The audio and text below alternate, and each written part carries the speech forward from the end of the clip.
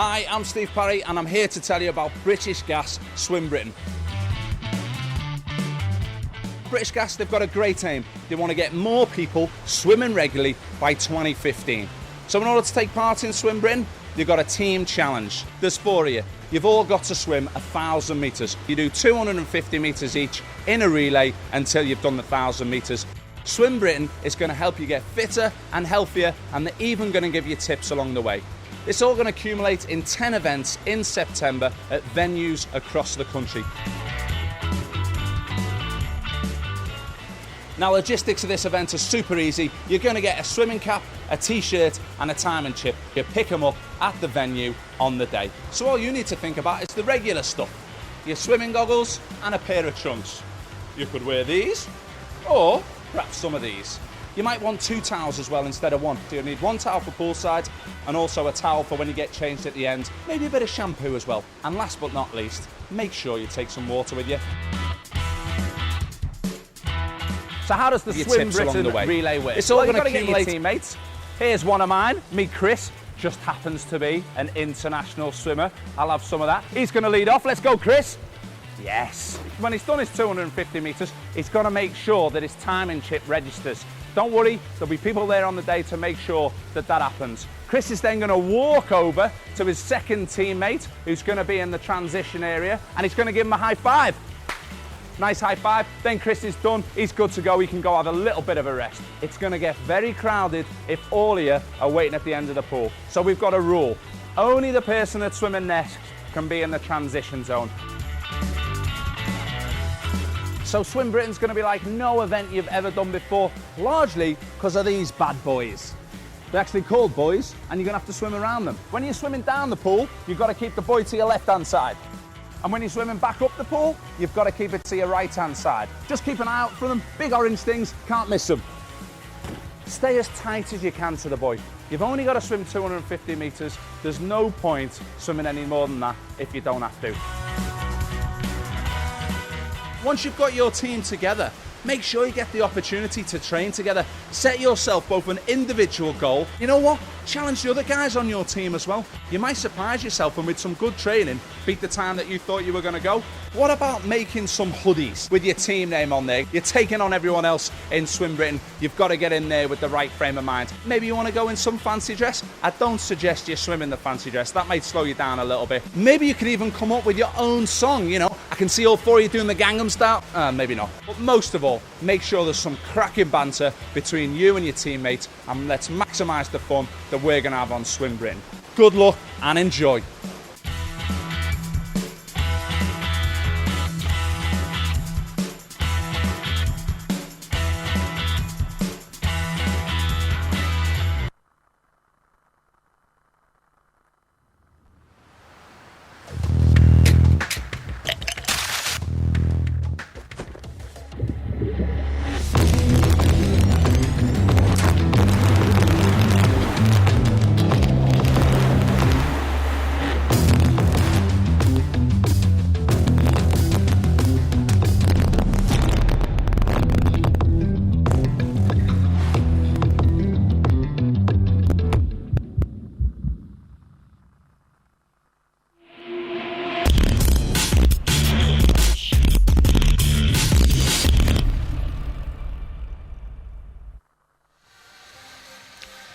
Good afternoon from the Wales National Pool here at Swansea.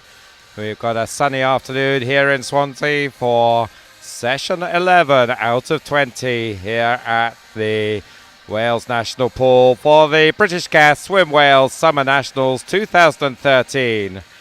So we're about at the halfway mark now, bringing you the action from all 20 sessions of top-class swimming, featuring the very best of Welsh swimming talent and the opportunity to see swimmers from around the UK who travel from far and wide for this fantastic event here in Swansea. I'm Duncan McKinnell, and I'm joined this afternoon in the commentary box by Hugh Griffiths, the Swim Wales Disability Swimming Manager. Good afternoon to you, Hugh. We'll be talking lots about Hugh with Hugh this afternoon, about Hugh maybe as well, who knows.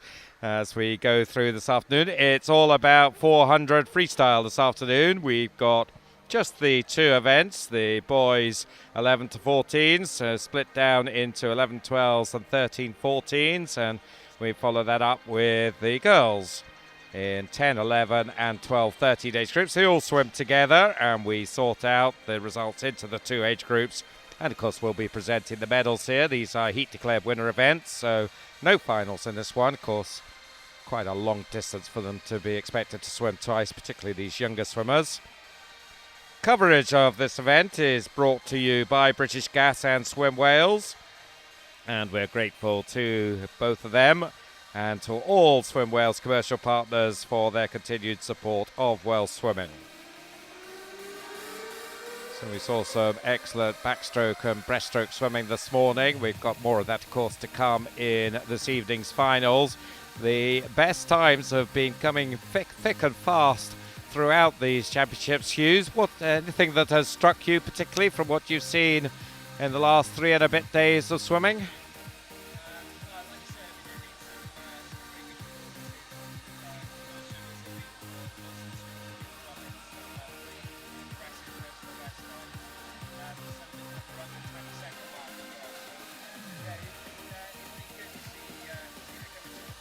Of a season that the swimmers are still in good form and are improving all the way through the year. Yeah, I think we've mentioned it before that for probably most of these swimmers, this will be their signature season sign-off event, so they'll be looking for good PBs to make all those hours of hard training through the winter and the early part of the summer all seem worthwhile. You can see there's some of the audience.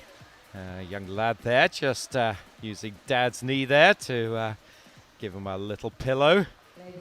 Doesn't look particularly comfortable there, but I'm sure he'll settle down, and then when the swimmer that he's particularly interested in comes on, then he'll wait just in front of them. Another one looking slightly restful there as our officials march onto the pool side. That's them coming down the top end of the pool, and they'll go down along the window side of this wonderful 8-lane 50-meter pool here in Swansea. Such a great facility for Welsh swimming. You can see there www.swimwales.org up there prominently on the hoardings, and that's where to go to get updates on the results. Remember also you can get updates from the Meet mobile application, available both on Android and on Apple. So if you haven't got it downloaded, that's a top tip for me for you there, to go onto the relevant downloading place and go and get Meet Mobile, and you'll be able to follow the results live, including all the splits. So very useful information there. And of course, please don't forget to tweet us to tell us what you think of things, to give support to your favorite swimmer, and you can do that using hashtag BGSNLive. That's hashtag BGSNLive. We've had a good number of tweets during the day. We've had ones from the Dodd family wishing all the best to the Dumfries swimmers who are down here in Swansea this week. Zena Al-Kelabi, who we saw doing terrific stuff in the pool, has been swimming, tweeting her congratulations to some of her teammates, and a number of others as well. We've seen tweeting for wishing good luck to the Mould relay team. I imagine they'll be going this evening. So Mould, if you are listening, good luck to you. We had over 1,000 people coming into the transmission this morning. So if you are one of the people coming in this afternoon, welcome. If you were here this morning, thanks very much for coming back. And we'll be underway fairly soon, just testing out the starting equipment, make sure everything's tickety-boo. A couple of the Leicester boys there, nice wave from them. So they're excited, and we'll be looking for some strong swims. There's some of their teammates as well, looking resplendent in the white. And if you're from Leicester, tweet us in to show your support for the boys and girls from City of Leicester. So if we go back to thinking about what's coming up, as I mentioned earlier, it's 400 freestyle all the way. And we're starting off with the boys event. And the first of 12 heats now is ready to go with 3 swimmers.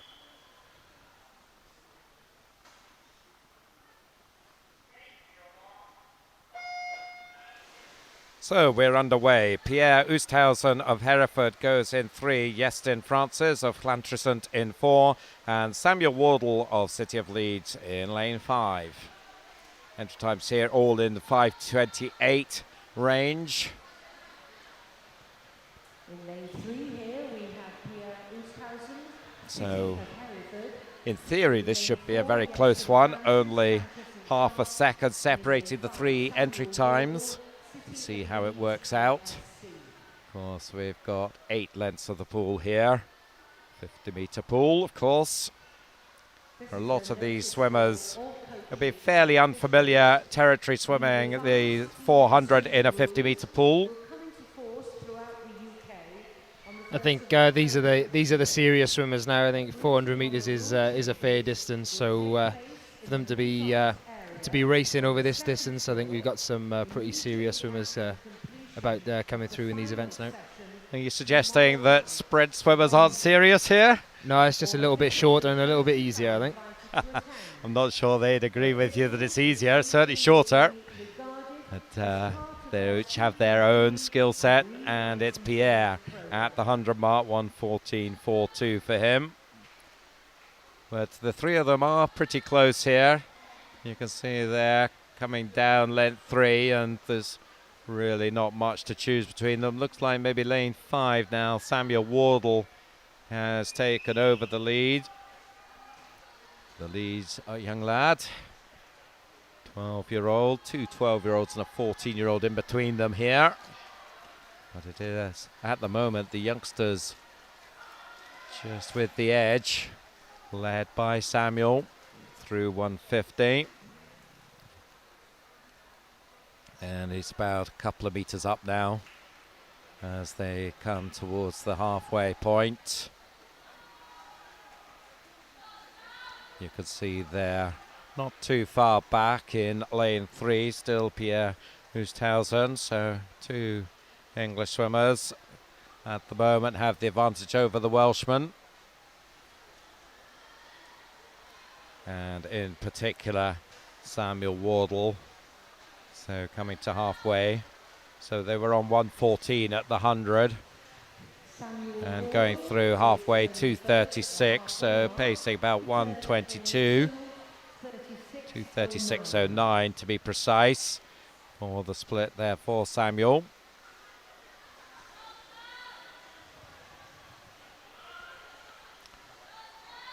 Just going back to the number of people watching us today, I think it was over 1,200 in fact that tuned in this morning, and that was the biggest number of viewers that we've had over the week. So thanks very much for tuning in, and the message is obviously getting out there. It's a great way, if you can't make it to Swansea, to see your favourite swimmer in action. So we're very happy to bring that for you. They're now really starting to spread out here. The 3 swimmers, difficult now for the camera crews to keep all of them in shot because they're so spread out. And there's, you could see us focusing now on the leader, Samuel Wardle, as he is stroking confidently down. You can there see about 8-9 meters back, Pierre Oosthausen in second.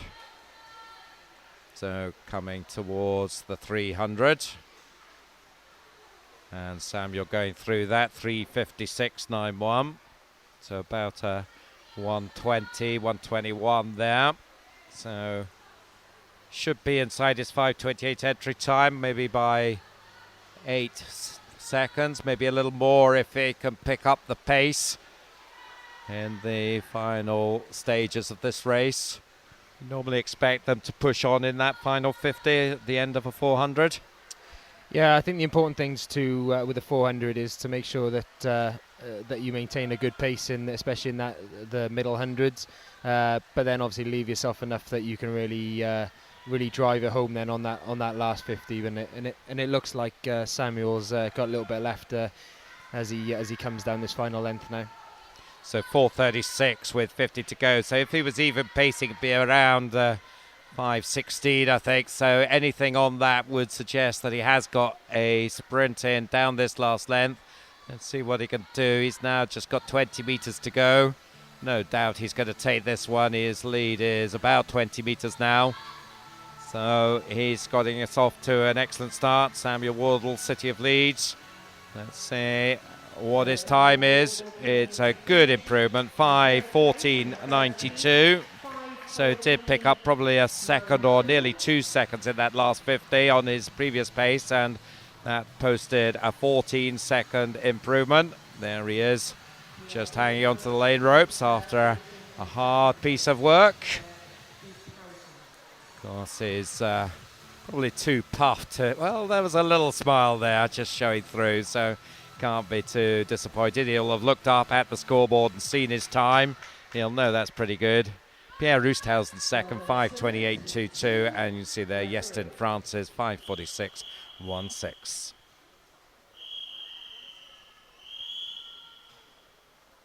So on to heat 2. And we've got 7 swimmers going in this second heat. George Davies, Swim Conwy in 1. Jack Thompson of Penny Riol in 2. Thomas Cudahy of Swim Conwy in 3. Johan Francis Jones of Neath in 4. Omar Elasri of Thanet in 5. Jack Dobson of Birmingham in 6. And Joseph Robbins of City of Sunderland in lane 7. So I've been practicing Penny Riol in your absence, Hugh. How am I doing? Noticed a significant improvement on yesterday, so well done. Thanks very much. I've been saying it in my sleep all night. Anyway, this one looks closer after the first length. Lane 3 and lane 4. The Swim Conwy boy Thomas Cudahy and Johan Francis Jones of Neath. So we saw the English boys dominating in the first heat, but the Welsh are to the fore here. Thomas and Johan, and just behind them Jack Thompson, the Penny Riol boy. So these three about a metre apart as we approach 100 metres. 1:13.81 is the split, about 6/10 faster than heat 1. Lanes 3 and 4 about half a metre apart there. And you can see them now coming down the third length, and as they go past the camera position, you see it's pretty close between them. It gives you another view from higher up, and it's still lane 3. Thomas Cudahy, but well, I think maybe Johan is reeling him in now. The two turn. Just 3/10 apart. Thomas still with the advantage. And then about 3 seconds back to Jack Thompson. So it looks like maybe it's becoming a 2-swimmer race head-to-head. Still just about Thomas. Is that a Conwy hat? A multicolored hat there? Or is he wearing a one-off? That may be a one-off. It's not one I've seen on other swimmers from Swim Conwy, so maybe it's a new fashion that he's trying to put off. I don't know. Anyway, he's still going well. Still got that 3/10 lead at halfway. 2:35.40 for Thomas. Johan 2:35.79. Still just a few tenths faster than the first heat. About 7/10 now. And the two of them still locked side by side. I think they probably want to try and maybe pick up the pace a little bit. These two boys entered 5:25 and 5:24. Johan with the slightly faster entry time, the 5:24. So at 2:50, still Thomas, slightly bigger lead now, 6/10. Jack Dobson now has moved up into third place in lane 6. It's pretty close, the contest for third. Lane 6, Jack Dobson. Lane 7, Joseph Robbins. They've moved ahead of Jack Thompson, who had third place early on. And still the two in this lanes 3 and 4. That race you suspect is going to go the distance here, unless someone is holding back for the final 100. So still it's Thomas Cudahy. His lead still around the half-second mark, 3:58.17. The pace just slipping a little bit. Needs to pick it up a bit on this last 100. Yeah, and I think it sometimes it can be all too easy when it's two of you out in front on your own to maybe push the pace a little faster than you expected. So hopefully neither of these two have done that, and they've still got plenty left to keep ahead of the rest of the field. Because the other danger is it sort of feel like it's a bit of a training swim with somebody side by side, and you're just taking a slightly easy, and as the other person doesn't push, then you don't feel the need to either. But anyway, let's see what they've got in the final 50, because it's going to be, I think, a tight race between the two of them. Still just 3/10 in it. And lane 4 for the first time, just edging into the lead. Johan Francis Jones, the Neath swimmer. He's suddenly got about a metre. Going nicely in lane 6 and 7, Jack Dobson and Joseph Robbins. They've got their own battle for third, and they're closing a little bit on Thomas Cudahy, but it looks like the Neath boy, Johan Francis Jones, he bided his time, but he struck down this last length, and he's now body length up. So he's going to take this one, working hard as he comes into the wall, and he takes it in 5:16.74. So he improves on his time by about 7.5 seconds. Thomas Cudahy taking second, 5:18.36, and I think it's Joseph Robbins just got ahead of Jack Dobson for third. Wait for confirmation of that, and there you have it. So Johan Francis Jones, 5:16.74, Thomas Cudahy second, 5:18.36, and Joseph Robbins third, 5:19.98. 2 heats down, 10 more still.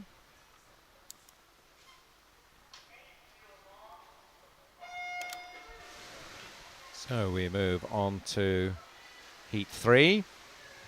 And we have Oliver Bingham of City of Leeds in 1, Samuel Lawton of Keynsham in 2, Morgan James of Llantrisant in 3, Jake Lambert, City of Leeds in 4, Ben Gilmore of Cockermouth in 5, Jake Sykes, City of Leeds in 6, Shay Parfitt, Heads of Valleys in 7, and Joseph Cleverley of City of Cardiff in lane 8.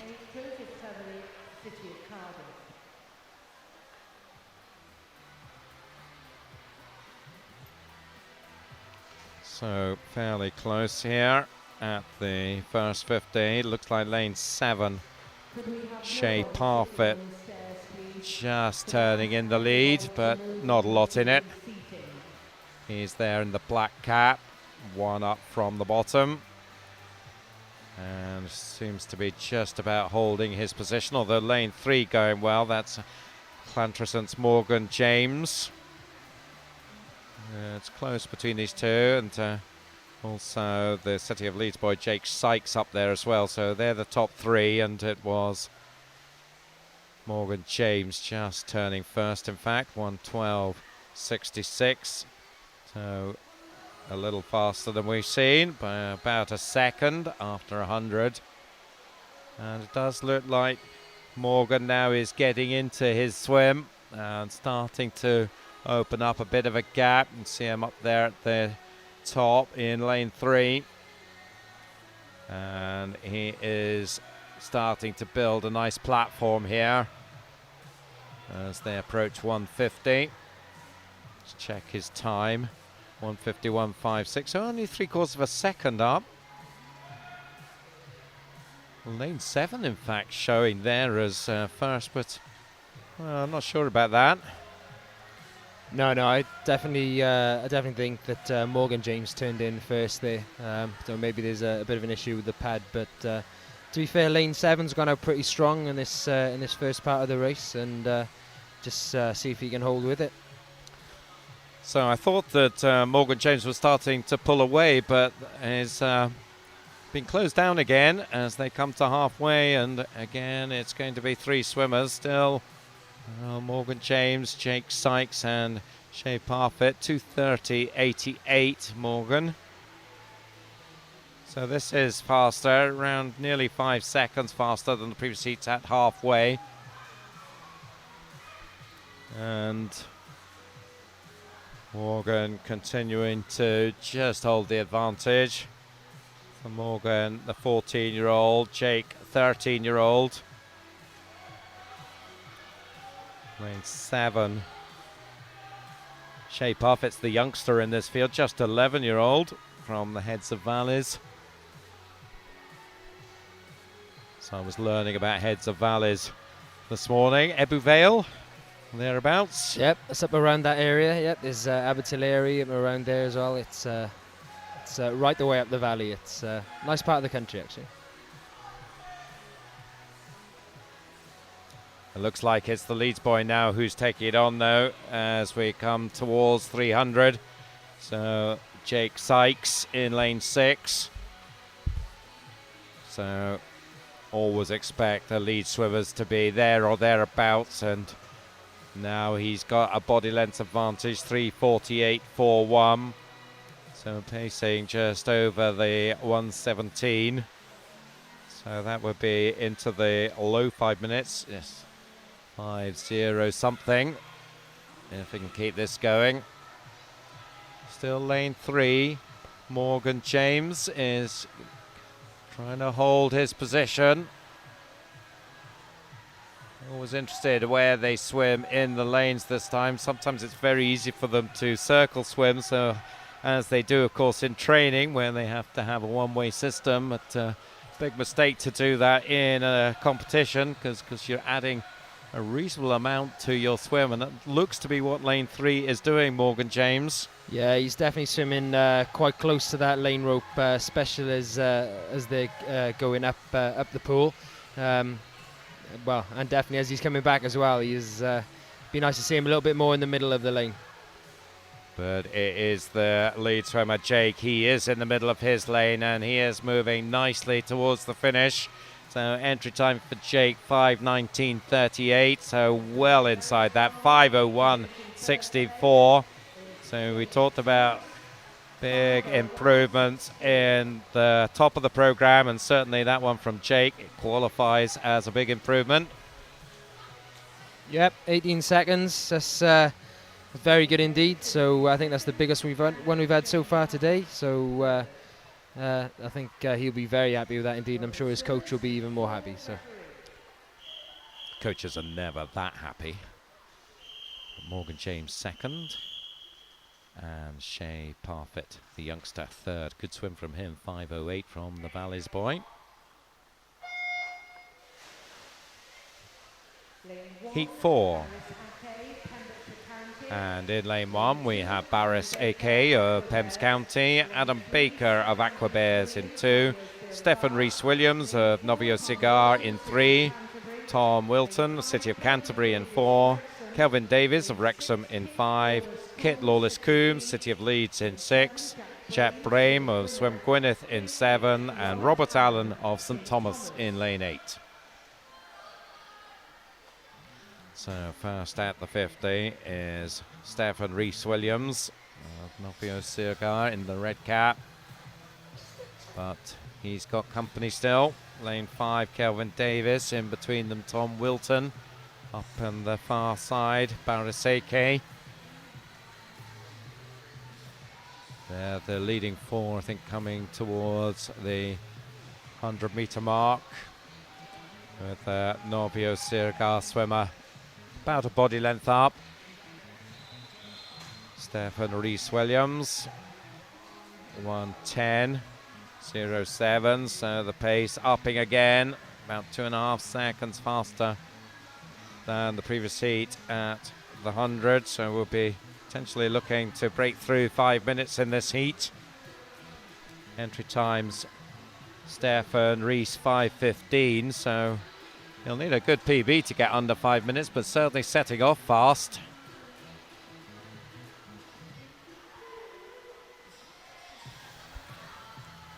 and Stefan Rees still holding that position from lane 1 and lane 5. Baris AK and Kelvin Davis. Kelvin second, about a second and a half ahead of Baris, with Stefan Rees a second ahead of Kelvin. And Kelvin maybe is starting to close that down a bit. Certainly is holding it together and starting to move up in lane 4 is the Canterbury swimmer Tom Wilton. He's now in 3rd place and challenging for 2nd. So as we come towards halfway, he's maybe setting himself up for a push on in the second half as Stefan Rees goes through 2:28.24. So he's settled down to about 1:18 pace now. The two boys in the centre lanes just about together now, Kelvin and Tom. Tom just going past with the yellow cap. So you can see him there. Still about 3-4 meters back on Stefan Rees. Over on the far side, just now into 4th place is Baris AK. He'll be trying to hang on to the swimmers ahead of him. So Stefan Rees is about 2 seconds up. Tom Wilton then now has moved 2 seconds clear of Kelvin Davis. So he'll be setting about to try and close in on the Novio Siagar swimmer, Stefan Rees Williams. Just check, it was around 2 seconds at the 250 mark. I think it's going to be less than that when they get to 300. Definitely looks like the Canterbury boy Tom Wilton is closing. Yeah, and his stroke's looking really smooth as well. There's a bit of a contrast in styles with Tom, like I said, looking like quite smooth and fluid, whereas Rees seems to be battling against the water a little bit. So see who's got the most left and who's is the most effective. And they're pretty much side by side now, so that 2 second lead has disappeared now. Let's see how he can respond to the knowledge that Tom is there beside him. And he looks to be picking it up, not letting Tom Wilton get past him. Stefan Rees is pushing on really hard. I think Tom has just edged ahead as we come to the final turn. So the yellow cap, Tom Wilton, now does have the lead by nearly 4 tenths. 4:24.28 place, 4:24.65. Nice turn from Stefan Rees though. And he got himself right back alongside there. Now, who's got their last little bit of oxygen in the lungs to push on here? Still just Tom Wilton, I think. And he's starting to pull that away now. So it's going to be the Canterbury boy with a powerful finish, getting those legs really motoring now. And he's going to take heat 4. And a good swim from him. He does get under 5 minutes, so we'll be highly pleased with that as well. That's a good milestone in 400 freestyle swimming. Stefan Rees will surely do it soon. 5:02.29 for him. Both of them comfortably inside their entry times. Baris AK taking 3rd, 5:12.13 for him. A 6 second improvement. So more best times coming through here. We wait for one last time to get registered on the scoreboards. We see the swimmers just settling in onto the lane ropes as the next swimmer's course over the top starts here, just to save ourselves a bit of time as the final swimmer comes in. Here he comes. So I think he'll put that one down to maybe saving himself for other events. There is the summary. Tom Wilton first, Stefan Rees Williams second, and Baris AK third. As we move on to Heat 5, and we have Stephen Cooper of City of Leeds in 1, Ben Johnson of First in 2, Adam Lynch of Thanet in 3, Merrick Francis of Novio Siagar in 4, Aaron Hurd of Modernians in 5, Sean Johnson of Swim Gwyneth in 6, David Wilson of Sevenoaks in 7, and Evan Rayner of Llantrisant in lane 8. So 5:12 to 5:15 is the entry time here. So mostly 13 and 14-year-olds. The youngster in lane 1, just 11 years old, Stephen Cooper of City of Leeds. He's finding the going a little tough early on here against these older boys. But it'll be good experience for him, as Merrick Francis in lane 4 leading them down the second length. Yeah, and for these younger swimmers, and especially the ones that are in the earlier heats, it's I'm sure it's all down to improving on their personal best times, and a little less about maybe final positions and medals, etc. It's just improving their times for when they're entering more events next year, and I'm sure the medals will come if they improve.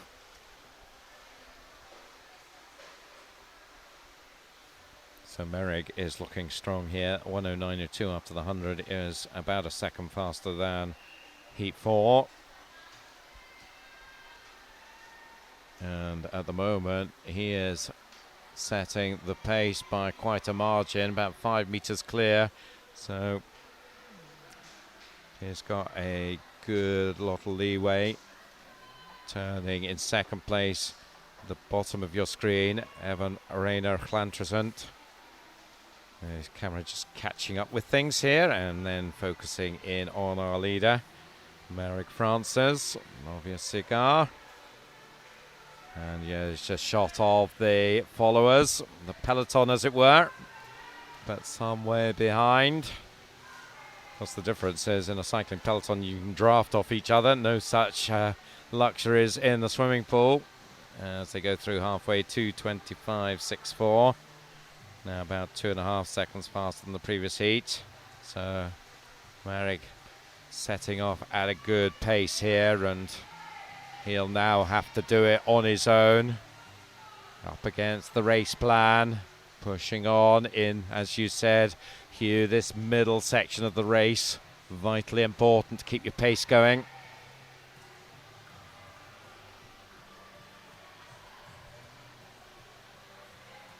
So let's just check on Merrick's time at 2:50. 3:05 dead. So he's just under the 40 seconds.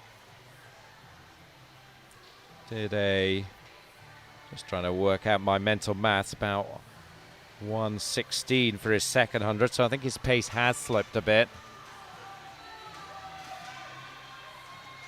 And he'll learn, no doubt, about level pacing as he goes. So let's see where he lands in as they come to the 300 mark. His lead is still pretty substantial, about 7-8 meters as he goes through 3:44.12, but down to about 1:19 there after 1:16. But he'll be looking to pick it back up here in this final 100. Still a cracking race on for second. Ben Johnson in 2, and then the 3 on the near side, Sean Johnson, David Wilson and Evan Rayner, all close together. But you can see there they're only really just in shot as we focus on the leader as he comes to his final turn. Goes through that in 4:23. Now needs to really push on. Evan Rayner making his bid for second place in lane 8 as we focus on the leader then coming down the final length. This is where it hurts. Let's see if he can really kick it up. Not too much leg action going on. No, I think he's worked quite hard in this race. So maybe the burn in the legs is a little more than he'd hoped. So maybe coming into the end, but still good swim, good PB as well. So yep. I'm sure he'll be very happy with that. Well, maybe slightly disappointed not to get under 5 minutes, 5:00:12. But yeah, as you say, a good swim and a big improvement on his 5:12 entry time.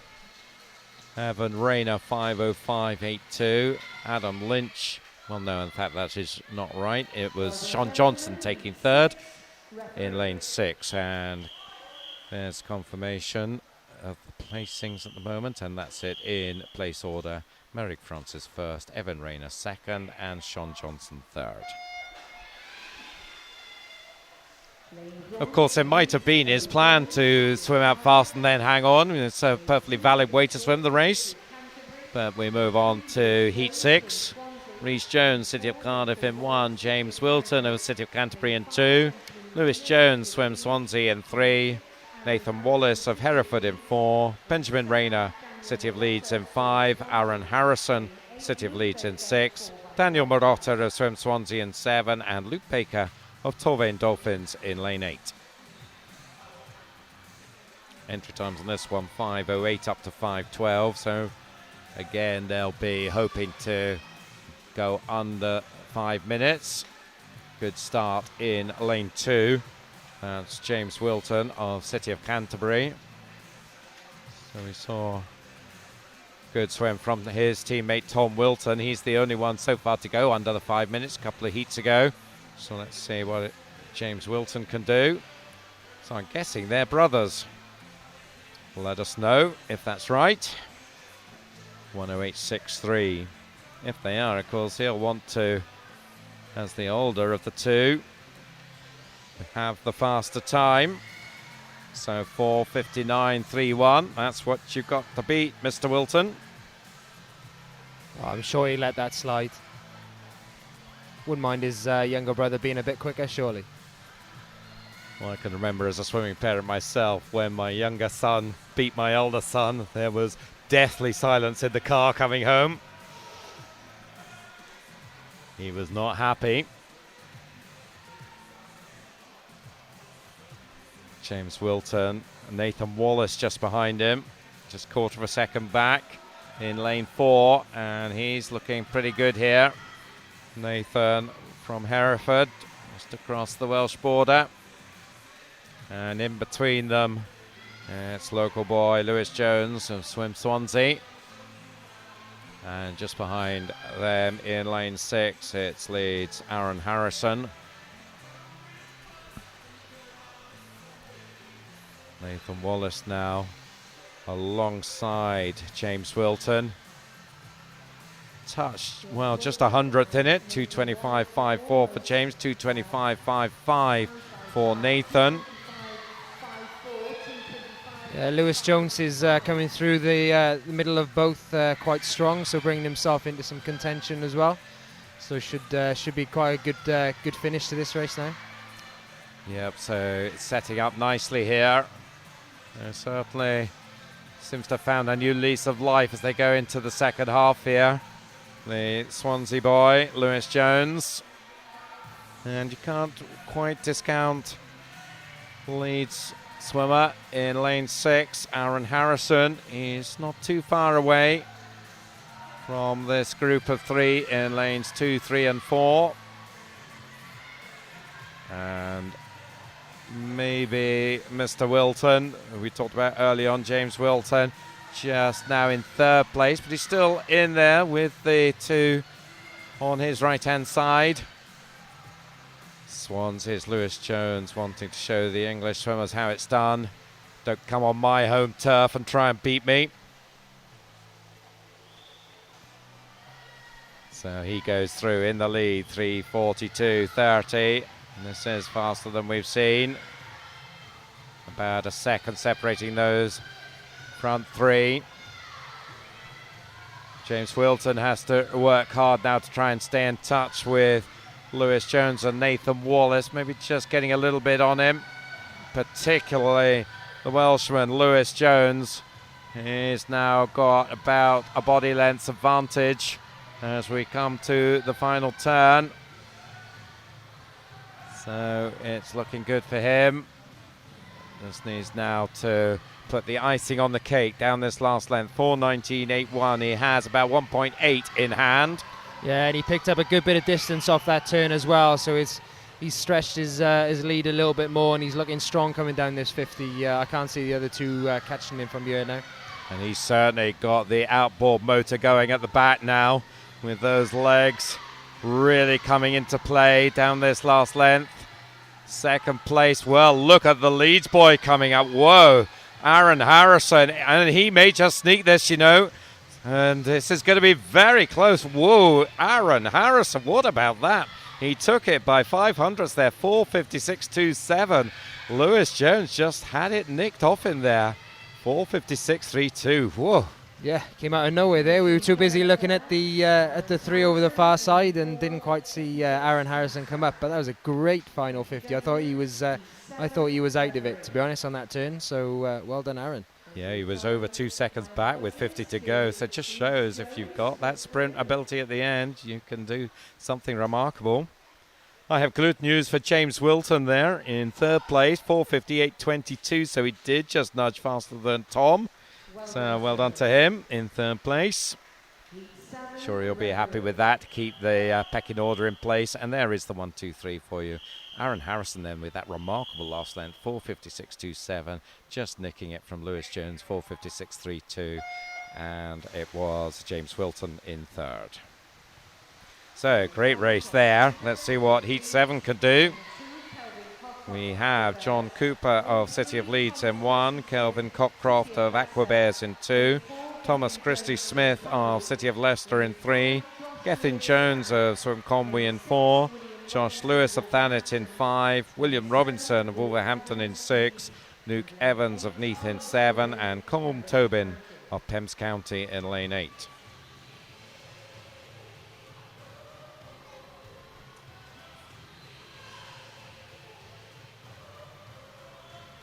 So a whole bunch of swimmers coming down the pool together.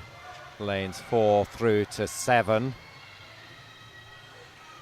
So Messrs Jones, Lewis, Robinson and Evans.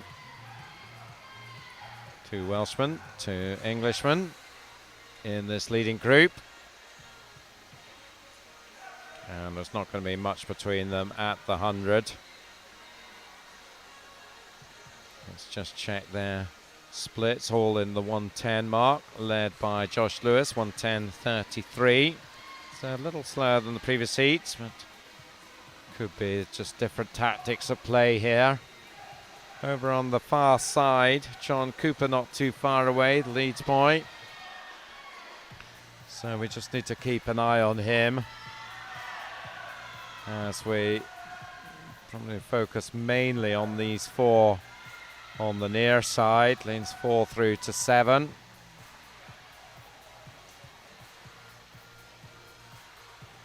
Through 150, Josh Lewis still with the touch, just 100th in it. Luke Evans right there with him in 7, and then William Robinson less than a second back, and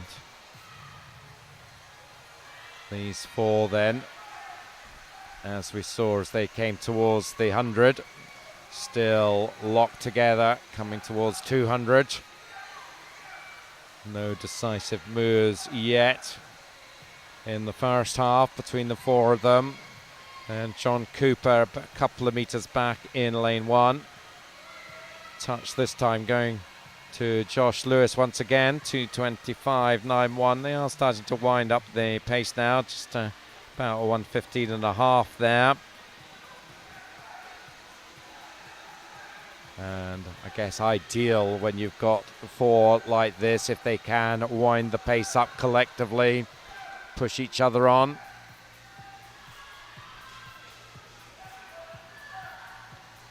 Josh of Thanet in lane 5 has had the narrowest of edges so far throughout, and he still does. 3:03.66. Gethin Jones this time turning second ahead of William Robinson, but these 3 and maybe Luke Evans just finding it slightly tough to stay with them. Not too far away, only a metre or so, but you need to try and really work it to hold on, or we might be down to 3. Coming to the 300 then, Luke Evans, I think, William Robinson rather, in lane 6. I think is going to have the lead this time. Yes, he does, 3:41.18. And this now is faster than we've seen. Another 1:15 pace there. So steady pacing from these 3.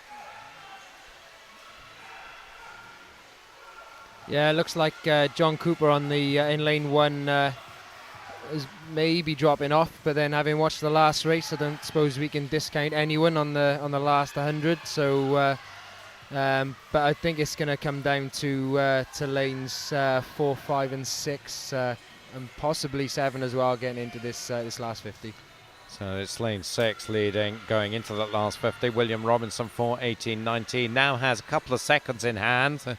As we saw in the last race, that doesn't necessarily mean you can take it. And his main challenge coming in from Josh Lewis in lane 5. I think it's going to be these two deciding it between them. They are very close together there, both swimming beside the lane rope, and it's the white cap Josh Lewis. I think he's just got the edge in lane 5. He's now about half a metre up. Coming back at him is William Robinson as they come to the wall. Can Josh hold on?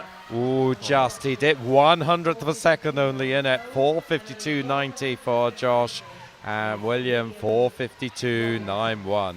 Yeah, that was a great finish. Great finish. I thought, to be honest, I thought William was out of it coming into the last 15, but he really brought himself back in, and just missed out by 1/100th of a second. So great finish there.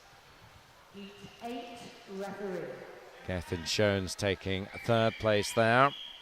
Behind those two, there's Josh looking up at the scoreboard, and that's what he's seeing. His name at the top, 4:52.90. William Robinson second, 4:52.91, and Gethin Jones third. On to Heat 8. Joseph McGawley of Lee Kim 1, Greg Roberts, Dundee City Aquatics in 2, Charlie Reid of City of Leicester in 3, Thomas Thorpe of Wrexham in 4, Ben Garson of Peterborough in 5, Max Jeffs of Maxwell in 6, William Watkins, Bridgend in 7, and Lewis Minnett of City of Cardiff in lane 8. Thomas Thorpe of Wrexham, a 12-year-old, is really pushing on in that first 50, 31.83. It leads by a second and a half nearly already.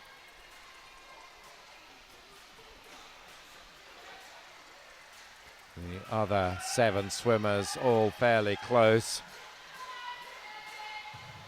When you see somebody going out hard like that, it must be tempting to try and follow him. Yeah, it's important for the swimmers just behind not to panic too much. I think, like I said, it could be at the start, especially at the start of a race. It's differing tactics, so maybe lane 4's tactic is just to go out hard and then hope they can hang on. But yeah, it's each to their own. Control what you can do. You can only control what's in your lane. So that's an important lesson, I think, for these swimmers. Certainly a 1:07 for his first 100 for Thomas is quite a bit faster than anything we've seen. So let's see how he does as this race progresses. Fairly close, as you can see, for second place. Lane 3 is Charlie Reid, and in lane 6 we've got Max Jelfs. Thomas then 1:44.44. His lead now up to 4 seconds. So it's continuing to build that. Charlie and Max still very close. But this is a really good first half from Thomas Thorpe. His lead is about 6 meters as they come to halfway. 2:21.95. and 4 seconds faster than anything we've seen, and that was about a 1:14, nearly 1:15 pace there. So the second half, this is where we'll find out if he can keep it going, whether these two that are following him can start to work it back. Over on the far side, we've got Joseph McGawley of Leek. He is trying to get himself up amongst this group behind Thomas. Also in lane 8, a similar story for Lewis Minnett of City of Cardiff. So not too much, 2nd, 3rd, 4th and 5th. There's Thomas though, still well clear of them. And no one so far is making any dent on that lead. times have been fairly close actually through the last few heats, so fingers crossed for the swimmers' benefit that we haven't got any swim-offs that need to be done at the end of this. I think that'd be a little bit cruel, I think. Well, in fact, of course, heat declared winner event, so we'll just have ties in the results. All right, that's okay then. So that'll be a relief for all concerned, I guess. I'm not sure I've ever seen a 400-meter swim-off, because the senior events, it's always heats and finals. You don't have the semi-finals in the 400, so ask them to swim 3 times is, I guess, considered unacceptable. So even in the Worlds and the Olympics, it's straight through from heats to finals.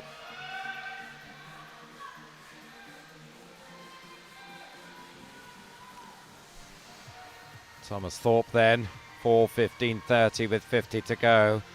And his lead has been steadily growing. It's now up to about 6 seconds. Max Jels in second, about a second up on Charlie Reid. And it looks like Max, I think, is going to take second. He's certainly got probably the most powerful finish, but I can't see him catching Thomas, although he is closing a little bit. But this has been a good swim from Thomas. He really set out his stall early on, and then he's shown that he could sustain it well, and a little sprint into the wall from him, and he comes in 4:51.56, so that is the new fastest time. Just found it a little tough, unsurprisingly, given how fast he did the first half to sustain that. But 2:21 for his first half and a 2:30 for his second half, so that's not too bad. No, a pretty dominant swim there from Thomas. Led from the start and was had quite a nice and comfortable gap all the way through as well. So yeah, very good swim for a 4:51 and 7-second PB as well. So I'm sure he's very happy. And there's the summary there. Thomas Thorpe first, Max Jels second, and Lewis Minnitt third. Heat 9 then, as we crack on through these 12 heats. Rhys James goes for City of Cardiff in 1, Joshua Lonsi of Swim Swansea in 2, Thomas Britton Yem of Abertillery in 3, Oliver Thompson of Royal Wolverhampton in 4, Harry Whiteman of Peterborough in 5, Kieran Williams of Swim Swansea in 6, Sebastian Di Siena of Peterborough in 7, and Sam Crabtree of Thanet in lane 8.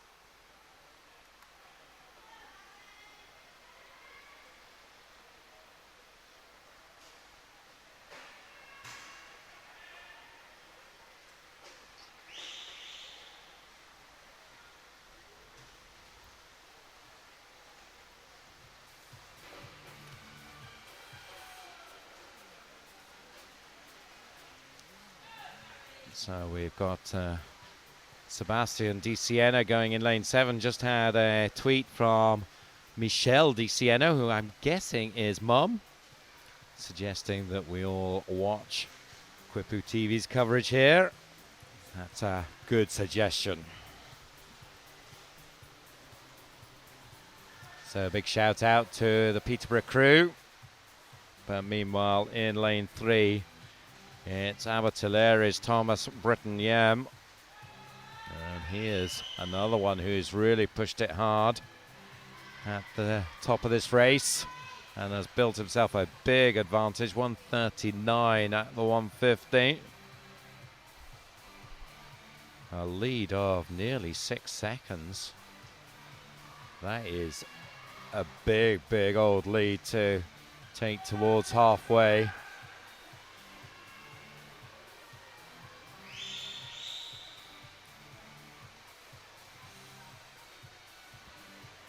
So the good folk of Abertillery need to get shouting at their computer screens here, because Thomas is doing you proud. 2:16.32 at halfway. That is about 5.5 seconds faster than the previous heat. Again, as we saw with Thomas Thorpe, sometimes when you really set off fast in the first half, you then haven't got too much left in the second half, but you build up such a platform that it makes it really hard for the others to try and claw you back. Good race going on the near side for second. Lanes 6, 7 and 8. Kieran Williams, Sebastian De Siena, Sam Crabtree, and along with them in lanes 2 and 4, Joshua Loney and Oliver Thompson. But Thomas quite a long way ahead of them. Again, maybe that lead, was it shrinking or is it my imagination? Yeah, on the last turn that was down to about 8 seconds. So I think Harry Whiteman in lane 5 is just bringing him back in a little bit. Hopefully, hopefully Thomas hasn't tied himself out too much. But I mean, he did go out quite hard in that one, so it's a case of keeping that rhythm and tempo up. But looks like Richard Whiteman is starting to bring him in a little bit closer now. I think it's Kieran Williams, in fact, in lane 6, who's leading the charge, and they definitely are clawing it back now, but it's still a long way back for them. As Thomas Britton Yem in lane 3, very much with the upper hand still as they come to the 350 turn. You can see the others in shot now, just 5 meters back. That is asking an awful lot, though. It's down to 4 seconds, slightly less than 4 seconds, the gap. 4:11.60 for Thomas, 4:15.32 for Kieran in second place. And that battle on the near side still going on. And that might just drive them on to get closer to Thomas here. Lane 8 is coming up fast. Sam Crabtree. And he is now the one that's leading the charge, and he is closing this down very fast now. So we saw one earlier on which got very close, but I don't think Thomas is going to let that happen this time, and he does see it home. 4:47.82. Yeah, I think Thomas did enough in the early part of that race just to build up a pretty impressive lead and had enough to hang on there. So, and actually won by a couple of seconds in the end. So yeah, it was good tactic by the looks of things. So good swim. And he holds on to the lane rope for a well-earned rest there after a brave swim. Seen a number there just really attacking the first half of these races. It's a good way to go. Brave swimming. Yeah, and it seemed to have worked on quite a few of them as well. So maybe that's a tactic that quite a few of the swimmers are gonna try and go with. Guess it's down to whether they're confident, if they're fit enough, really. So. Yeah, and you saw the 1, 2, 3 there just before this next heat went off. Thomas Britton Yem, Sam Crabtree and Sebastian De Siena as we move on to heat 10. And here we've got Ryan Retson of first in lane 1, Oliver Jones swims Swansea in 2, Mark Elrick of first in 3, James Davies of City of Leicester in 4, Chad Boniface of Mould in 5, Oliver Willis of Street in 6, Ben Hodgson of Bridgend in 7, and Dennis Cousins of Amphibians in lane 8. I think we got the last of the 11, 12-year-olds in this heat. There's 3 of them here. Ryan Retson, Oliver Willis and Dennis Cousins. So a race within a race, I guess, between those 3. Lanes 1, 6 and 8. And the rest in the older age group, 13, 14s. And just leading them, I think, is Mark Elrick in lane 3. Although lane 7, Ben Hodgson is pretty close as well. 1:04.95 for Mark.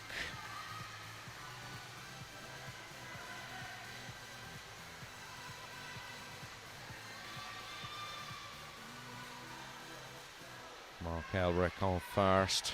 4:49 entry time. The entry times here range 4:49 up to 4:53. His young teammate on the outside lane, Ryan Retson. 4 goals for him so far, plus a silver. So terrific meet he's having, and he'll be trying to add another medal here in that younger age group, but plenty of competition from the other 2 youngsters. Oliver Willis in 6. He's slightly off the pace, but certainly not Dennis Cousins in 8. He's right up there. So they're the 3 youngsters behind Mark Elrick and the other 13, 14-year-olds. Oliver Jones in 2, and then 5, Jack Boniface. They're the 1, 2, 3 at halfway.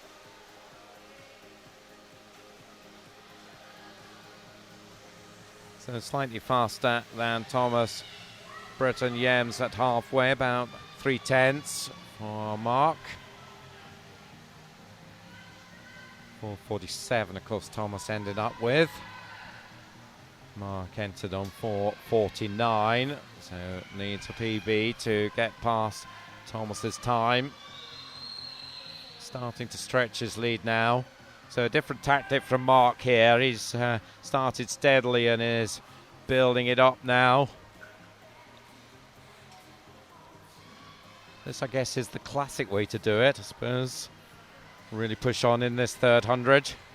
Yeah, it's personally, I'd probably say it's the slightly more sensible one. I think if you go out too hard, you got danger of using up too much energy, and you're really hitting a wall and starting to die off pretty quick. So I think if I was to do a 400, which I don't think I ever will, but if I was to do a 400, I think this is definitely the tactic that I would use.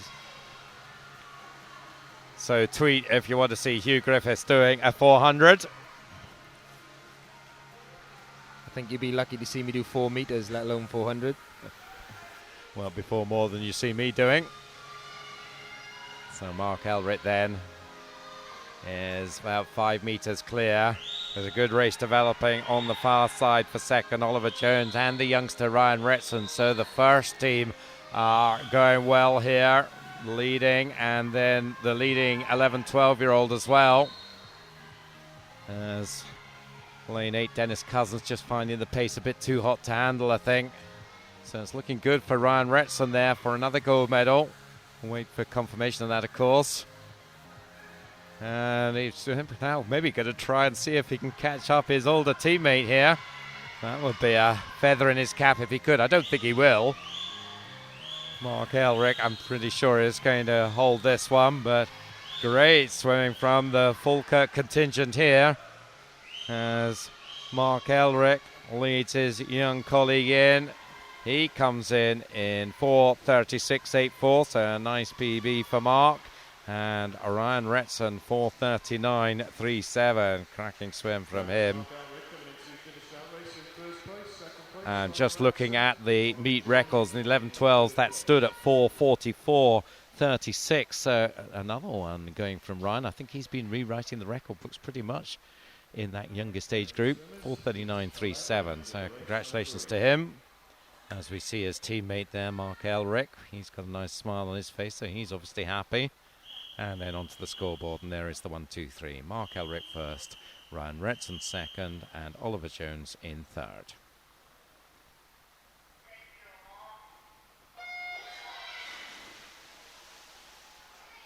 So heat 11, the penultimate heat here.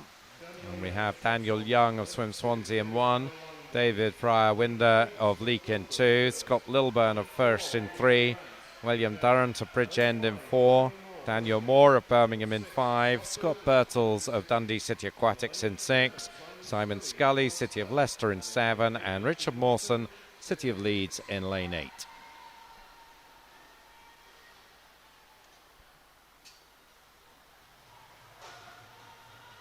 So all the remaining swimmers in the older age group, 13-14. So these next two heats should decide the medalists in that one.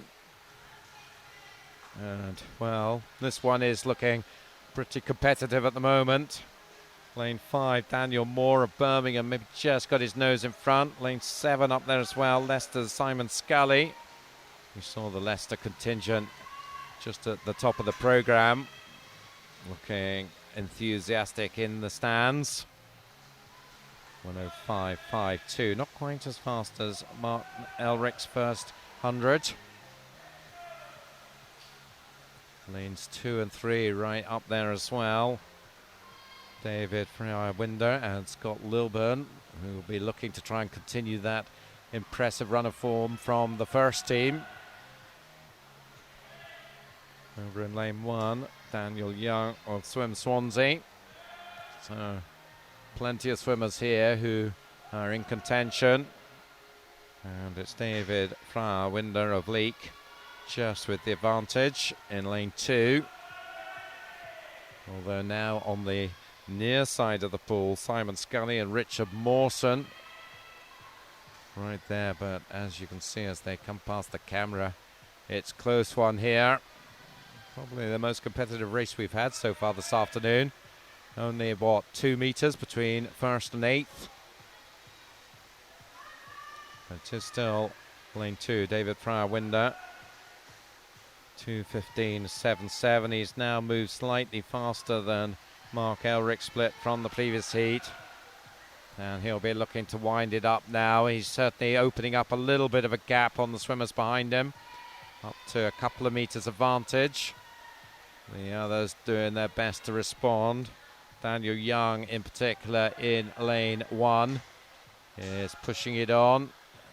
In the centre lanes we've got the Birmingham swimmer Daniel Moore in 5 and 3 Scott Lilburn still there. David though 2:51.49 first place. Daniel Moore moved up to second, in fact only a 10th behind, and he has piled on the pressure now. So in lane 7 and 8 are Simon Scully and Richard Mawson. So there was a little push from David Fryer Winder, but they pulled him right back again. And there's still some 6 swimmers in the mix here as we come to 300. Let's see who gets the touch this time. I think it's going to be Birmingham's Daniel Moore. It is 3:27 for 7th pace, just slipping back on Mark Elric's time now, about a second behind that. So they need to pick it up here. Who's going to make the move? Over on the far side, Daniel Young is looking strong, just edging maybe past David Fryer Winder, but still anyone's race. 6 still in it as we come to 3:50. Well, we talked about some tight races earlier on, but I think this one is taking the biscuit at this stage. Simon Scully 4:03.32 by 200ths from Daniel Moore now. So Samuel in lane 7. What's he got left in this last 50? Beside him, Richard Mawson in the yellow cap of Leeds.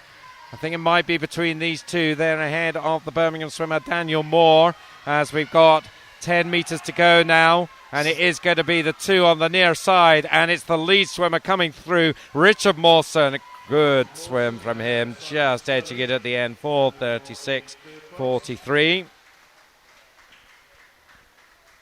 So, what did you think about that one, Hugh? Good racing. That was a great race, yeah. I mean, I couldn't pick between about 5 or 6 swimmers off that final turn, and that's quite impressive from a 400. You might have 1 or 2 that are close together, but to have 6 on that final turn that could potentially touch in as the winner on a 400 is very good. So you saw it briefly there, the 1, 2, 3 coming up, Mawson, Scully and Moore. As we move to the final heat in this boys 400 freestyle event. And the lineup is Axel Sauko Parvola of City of Leicester in 1, Gareth Haberfield of First in 2, Benjamin Lawton Aquasulis in 3, Cameron Crutus from Swansea in 4, George Johnson of Dumfries in 5, Ellis Lawson of First in 6, Morgan Sutton of Bridgend in 7, and Morgan Pemberton of Neath in 8. So we're watching out Cameron Crute. He looked very impressive in the backstroke this morning in the heats, and already gold medalist in the 1500, 2 silvers. Yes, I mentioned this morning he's probably a little disappointed that they were only silvers, but still great swims in 200 breast and 200 IM. So what can he do here? He goes in lane 4, the Swansea boy, with Dumfries' George Johnson beside him. These 2 leading at the 100. Cameron just with the touch by a 10th, 1:02.02, and this is quite a bit faster in the set off from the previous heats.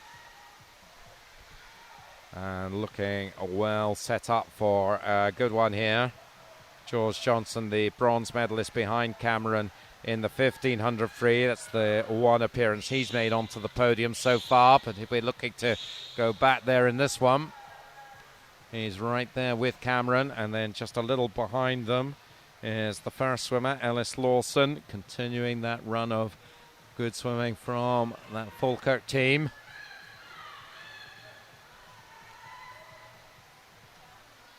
But it's a Welshman and a Scotsman battling it out here.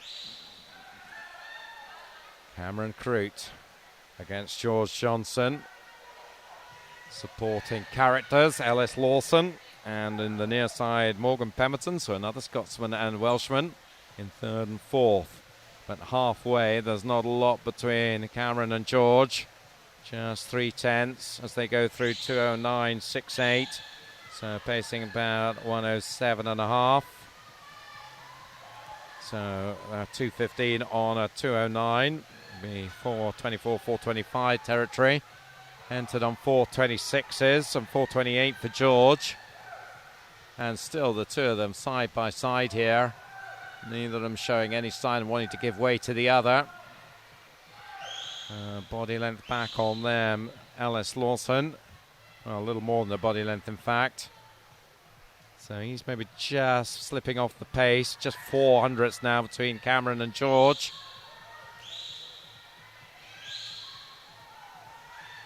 And coming down towards the 300. Still, you can't separate them. Swimming down pretty much down the centre of their lanes, both of them. So fairly well separated. So 100 to go then. 1/10 in it. 3:18.37 for Cameron. 3:18.47 for George. Yeah, not a great turn for Cameron either. So I think he lost a bit of time on that, and I think George just managed to sneak ahead off that turn. So I'm sure he'll be trying to make up for that now over the last 100. Well, I think he is doing that. I think Cameron, certainly as you said, lost probably about half a metre in that turn, but I think he's got that one back just about now as they come to the final turn. So he needs to nail a good one here. Both of them do as they go into it, and it is Cameron back into lead by 200ths only. So coming down the last length, there's a gold medal at stake for this one, and this is going to go all the way. George Johnson is now pushing it on, and he's got those legs going, and he's got about a metre's advantage here. What can Cameron do to respond to this one? It's George Johnson of Dumfries is looking good for this. I think we haven't seen a Dumfries gold medal yet in this one, but we're going to now, because this is a terrific last 50 from George Johnson. In the end, it's not that close. So George Johnson just putting the final nail in Cameron's coffin there. Cameron will have to settle for a third silver medal in that one. So George Johnson will be well pleased with that. 4:23.39. Ellis Lawson takes third. 4:28.59. I think all of those faster than anything we've seen. So I think that will be the 1, 2, 3 in the older age group. George Johnson, Cameron Crute, and Ellis Lawson. And there is the summary of that on the scoreboard. 4:23.39, 4:25.23 for Cameron, and Ellis in 4:28.59. That was an impressive last 50 from George there. Yeah, that was great. I mean, really showed he was the stronger swimmer, and like you said, it looked like it was going to be really, really close, but ended up being relatively comfortable in the end. So no hanging about. We're straight into the girls' event. Once again, we've got 12 heats here. 4 swimmers going in Heat 1. Arabella Haley of Pembs County in 3. Victoria Gnanta, City of Leeds in 4. Natasha Cook of Sevenoaks in 5. And Charlotte Shepherd, Swim Swansea in 6. So no time to catch breath here at the Welsh Summer Nationals. They crack on with this. Yeah, we don't hang about, us Welsh. We get straight into it. So and it's good if so the girls can follow what the boys have just done. Then it'll be a good 12 heats coming up as well. Yeah, exciting stuff indeed. Slightly surprised to see Victoria Gnant in this first heat. She's been swimming really well, the Leeds girl, and she is opening up an early lead here. 5:30 her entry time here. So I think we may see a big PB from her. Maybe calling that perhaps slightly early. So let's hope I'm not jinxing her. She's certainly going to come to the 100 with the lead of a couple of meters from the red cap Sevenoaks girl, Natasha Cook. 1:12.98 for Victoria.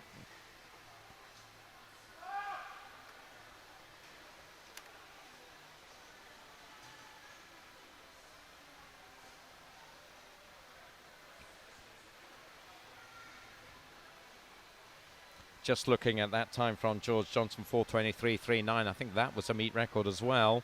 Previous meet record, Jonathan Orchard, who is having an impressive meet this year. He held it from last year, 4:24.77, so about a second faster than that. So 2 meet records, I think, from the boys. Let's see what the girls can do to match that. Certainly Victoria starting off very nicely in lane 4, and she is building a healthy lead. There's a nice shot of the Leeds girl coming down towards the halfway mark, and you can see there, with no other swimmer in view as we pan out, you can see where they are. Quite a long way back is the answer. So Victoria then approaching 200, so she was just under 113 at the 100, 230 this time, so about 117 pace. So I think we are going to see a big improvement on her entry time. If she can maintain that pace, she won't be that much over 5 minutes. Entered on 5:30. Can't remember what the biggest PB we saw in the boys was, but I don't think we saw one of 30 seconds nearly. No, I think 19 seconds was the fastest one we saw, I think, and that was in one of the first couple of heats. So watch out here, because I think this could be bigger than that, unless Victoria finds it tough. But she doesn't look to be at the moment. No, she looks to be holding it quite well. So she's looking pretty good, and maybe even is extending that lead a little bit further. Yeah, it's a healthy lead indeed. Now, if she's on her pacing, we're looking for something like a 3:47, 3:48 for this next split. We'll keep you posted on how her time does compare against that. Her lead now is, well over 15 metres anyway. It's the Seven Oaks girl in second place. Natasha Cook, she's held second pretty much throughout. 3:47.57, so she's right there. Another 1:17 there. So good stuff from Victoria. Yeah, and she looks like she's picked up her stroke rate a little bit as well, coming into this last 100. So maybe it's a bit of a tactic. She's paced it right, and see if she can finish this off nice and strong. Talk to me a little bit about breathing. She looks to be breathing both sides. Yeah, I think she's going with every 3 strokes. I think with a lot of the boys that we saw earlier, they were breathing every 2, but she seems and looks quite comfortable with every 3, and it seems to be working particularly well. So carry on with it. And her lead now is about 20 metres, so no question who's going to take this one. It's still Natasha Cook in second place. I don't think she'll be caught down this last length either, but this is just terrific stuff from the young girl from Leeds, Victoria Ganant. Let's see what her PB is going to be. No question she's going to get one. Just how big it is. It's going to be big. And really pushing it on here. What a swim. 5:03.58. Entered on 5:30.49. So 27 seconds. Well done indeed. Natasha Cook taking second, 5:16.19. A good PB for her, 14 seconds. And Arabella Haley still waiting for her time to come up onto the scoreboard. She should be inside her 5:31 entry time as well. And Charlotte Shepherd as well. No time for her at the moment either. But there's Victoria. And she should be very happy. And we do have the times up now. 5:22.38 for Arabella, 5:32.97 for Charlotte Shepherd. As we move on to Heat 2. 8 swimmers here. Abby Williams of Pembs County in 1. Kate Rainsford of Birmingham in 2. Kira Schlosschen of City of Leeds in 3. Larry Matthias of Novoselica in 4. Abigail Rylance of Leyland Barracudas in 5.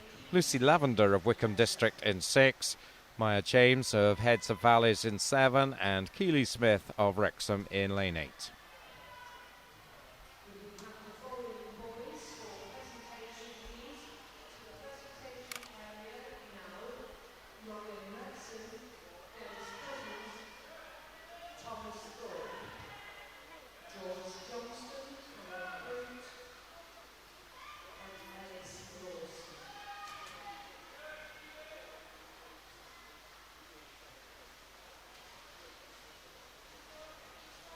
So as we approach the 100, this one is a lot closer, but once again, it's a lead swimmer leading the way, but not by that much this time. It's Kira Schlossen, 1:12.81.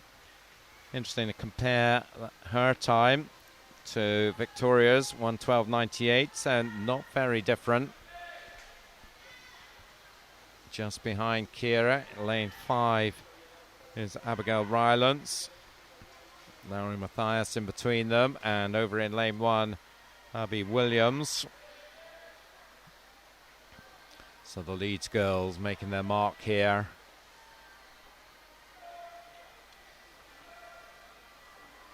And starting now to build her lead is Kira Schlossen.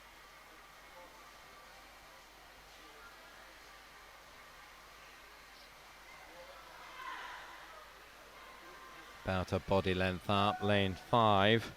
Abigail Rylance is doing her best to go with her.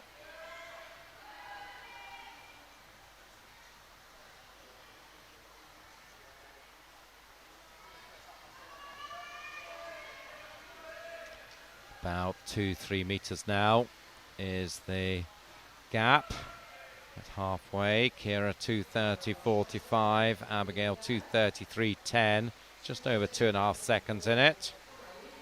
And comparing Kira's time with Victoria's, still very close, just 0.2 apart. The two Leeds girls, both 11-year-olds, so sure they'll be friendly rivals as well as training partners.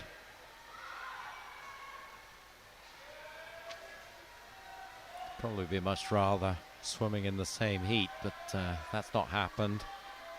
And Kira now looking to sustain her position, which she's doing, building her lead now. It was 2.5 seconds, it's now 4 seconds.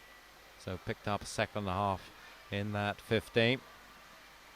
Going from 200 to 250. There you can see her stroke.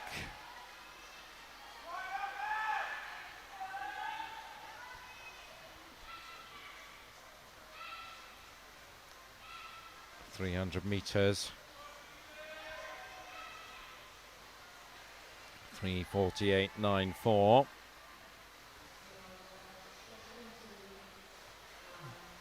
Lead still of around the 4-second mark.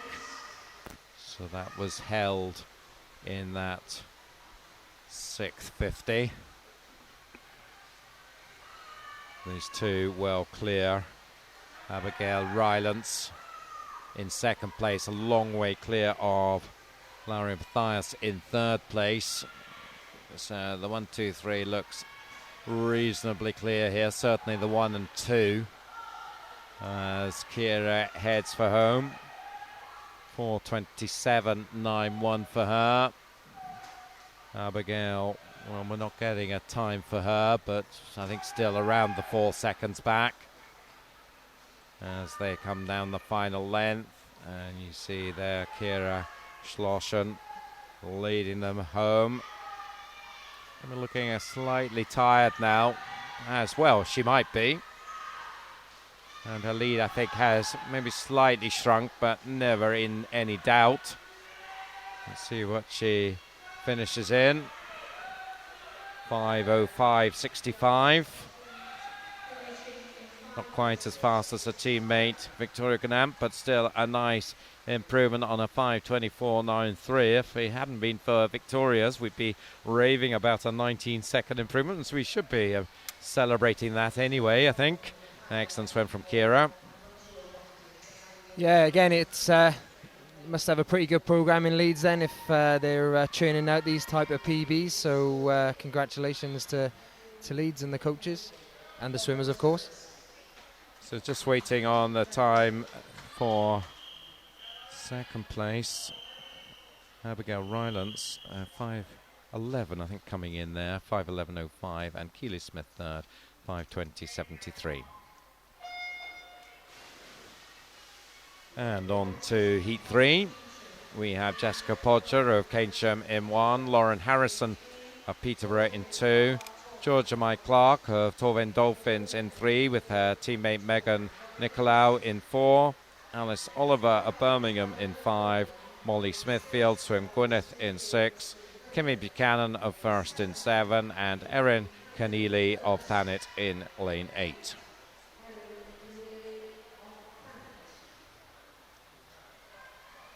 And it is Erin Keneally just turning in the lead in lane 8 from Jessica Podger all the way over in lane 1.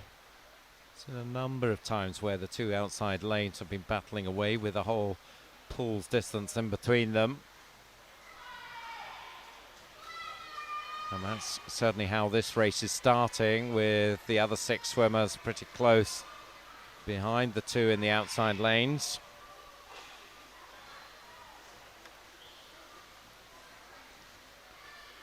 And the 2 of them are going to turn almost together.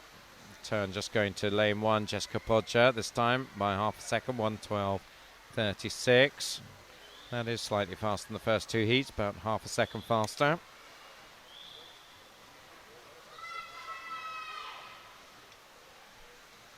Starting to move up in lane 4 is Megan Nicolau, Torvain. And beside her, her teammate Georgia May Clark. So they're very much in contention. Also the Birmingham swimmer, Alice Oliver. Still though lane 1, leading them through 1:50, 1:52 dead, 9/10 now up on, well 6/10 rather. Megan Nicolau has moved up into second, just ahead of Erin Keneally.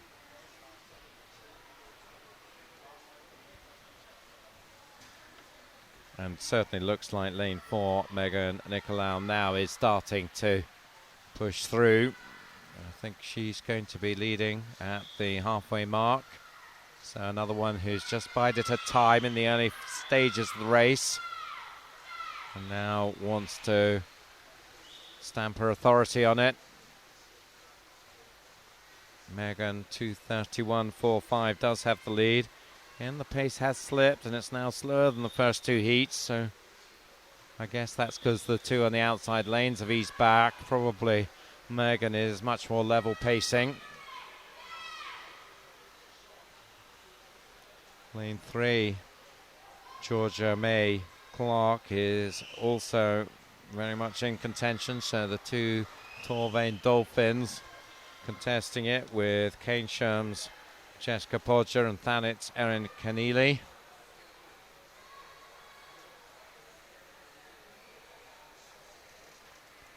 Megan then 3:10.96. Erin Keneally second, just ahead of Jessica Podger. Couple of seconds back now. And right there with Georgia May Clark.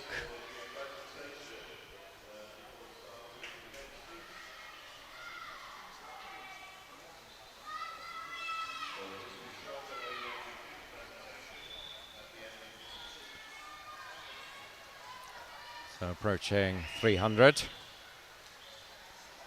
Lane 4, Megan Nicolau. 3:51.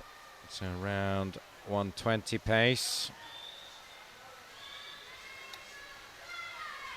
So she'll want to pick up the pace in the closing stages here. She has.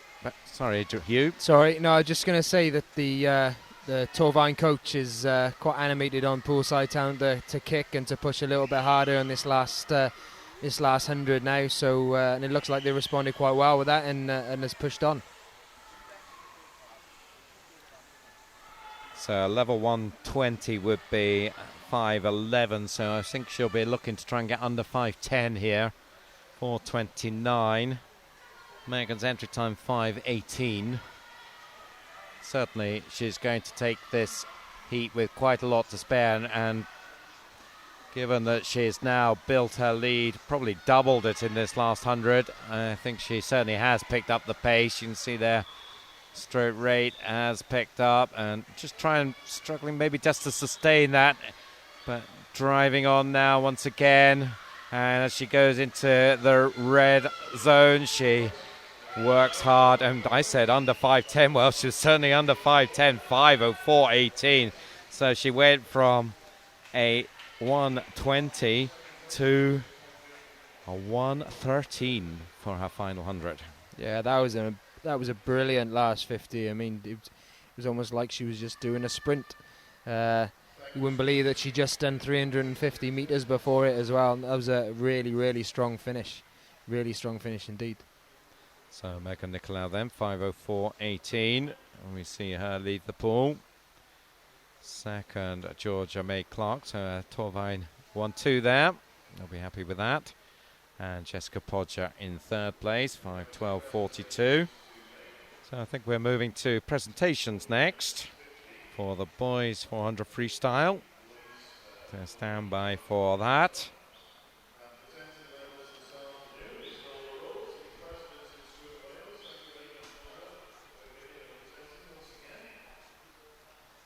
Swim Wales president there.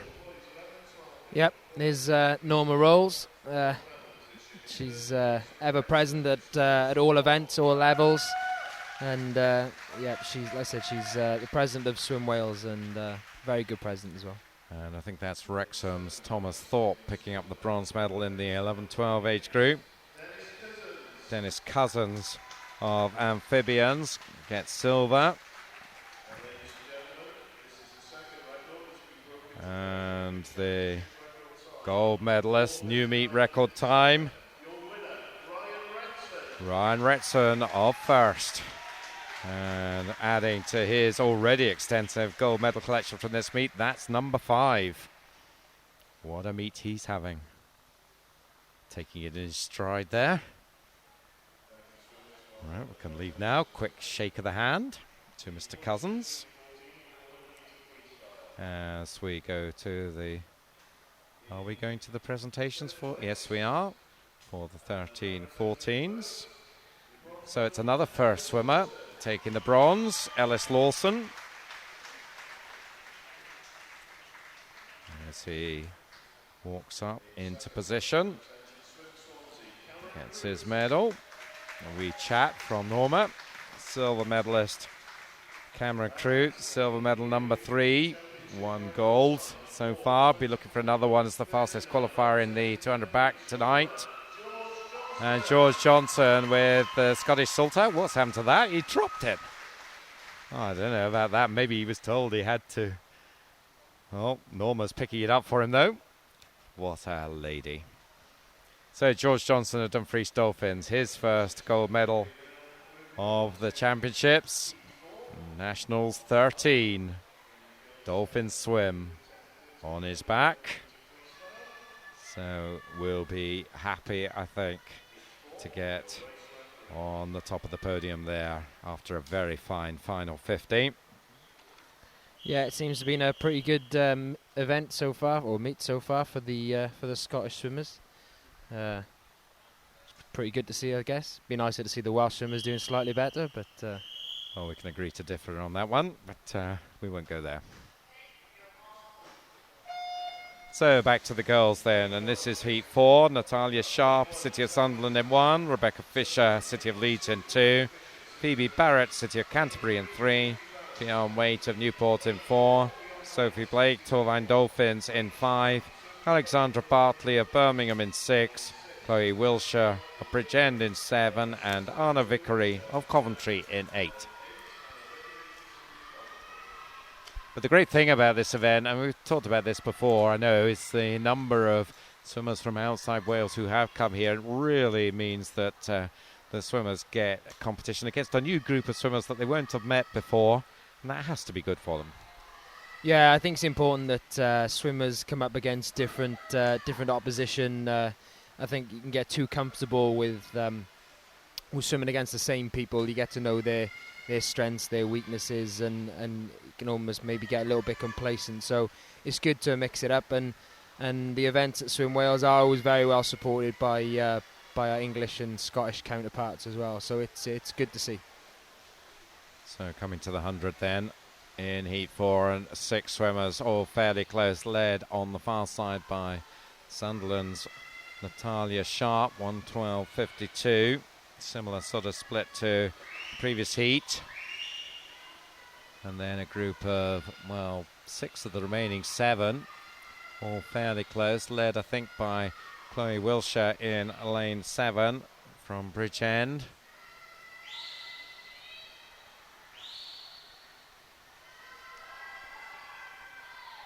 Strong programme up in the northeast of England, city of Sunderland. They've got a lovely pool there in Sunderland.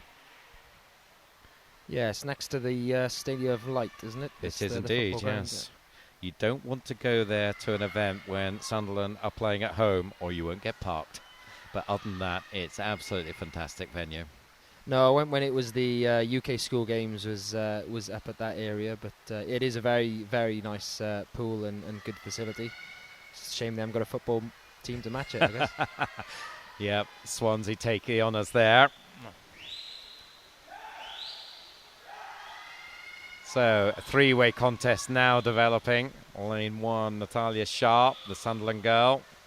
Lane 7, Chloe Wilshire at Bridgend, and Fionn Waite in lane 3. Lane 4, rather, the Newport swimmer. So, 2 Welsh girls chasing the girl from Sunderland.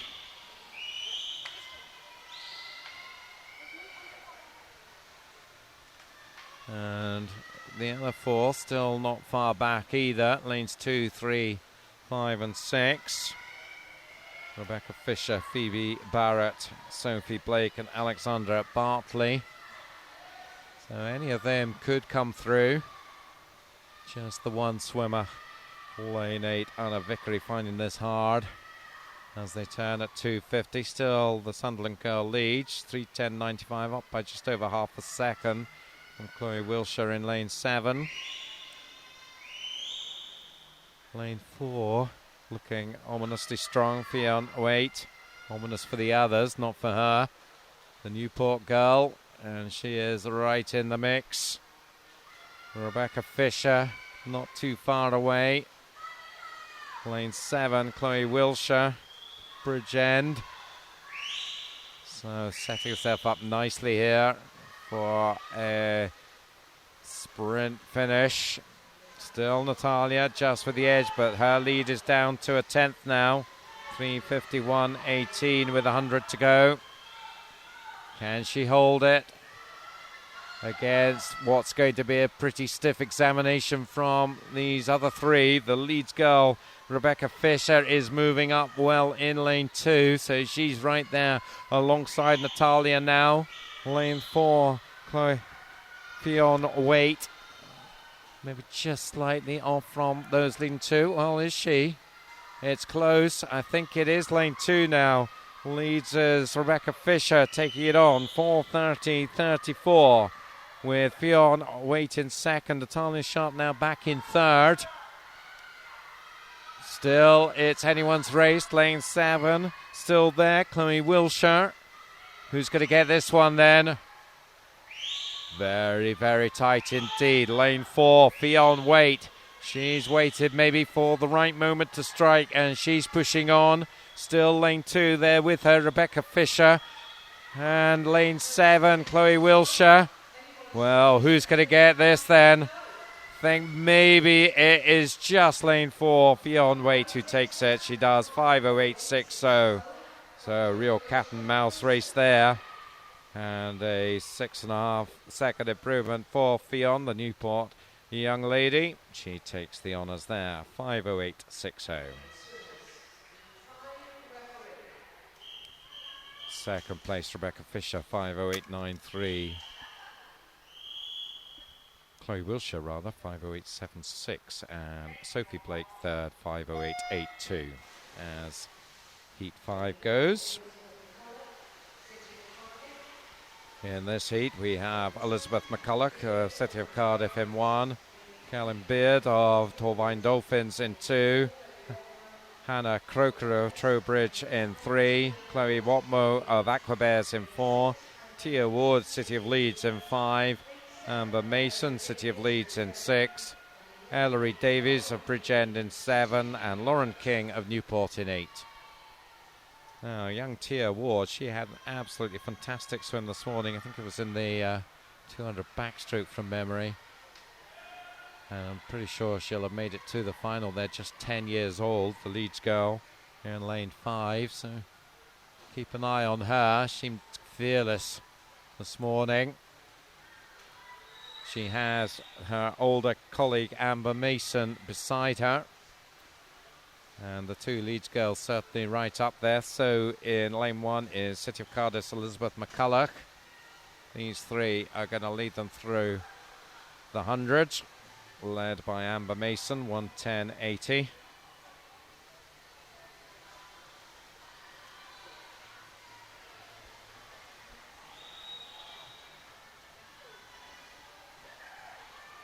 Amber Mason has made a couple of appearances onto the podium. Bronze medals in both cases, 200 breast and 200 IM. Showing us she's no slouch in freestyle.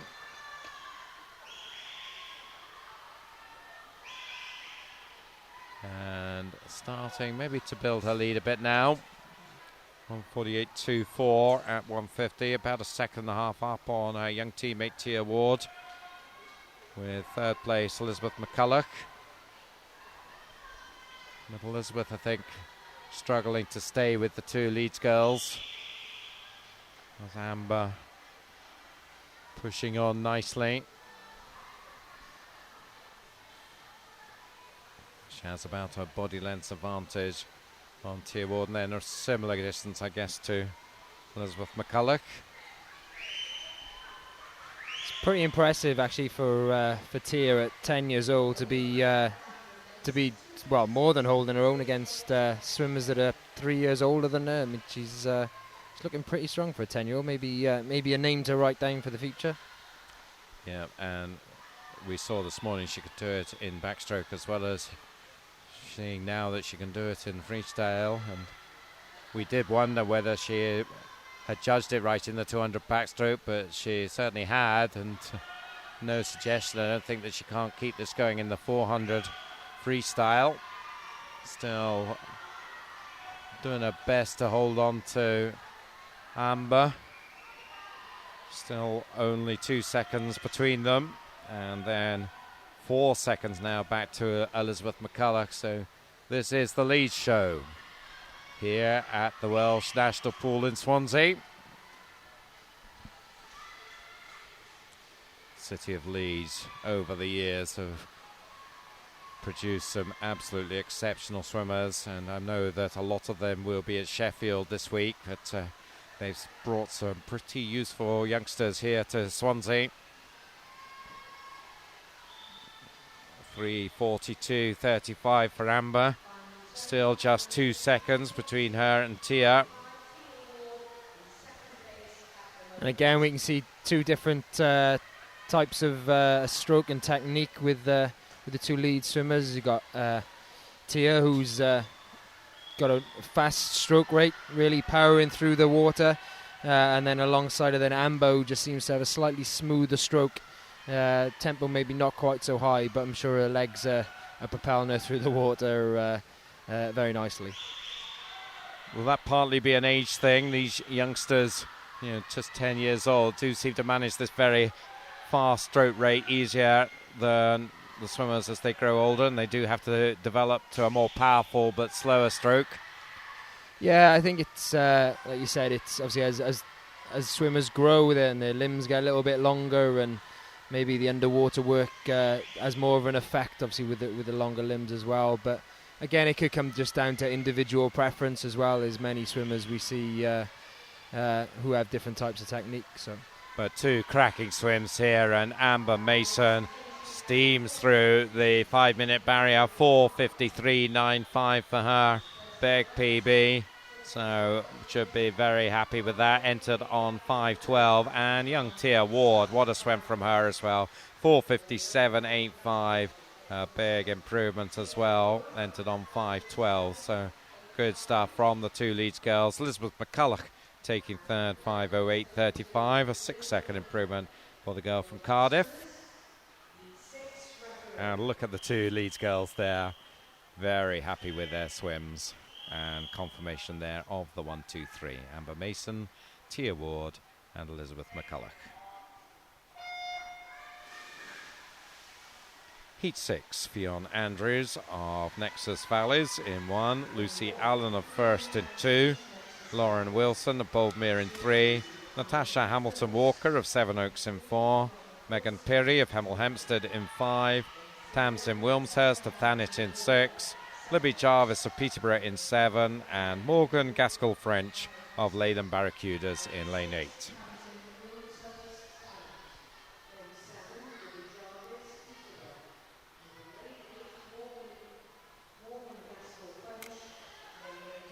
So it's lane 5 making the early running. That's Megan Perry of Hemel Hempstead. Seen some good swims from her over the week. The 13-year-old.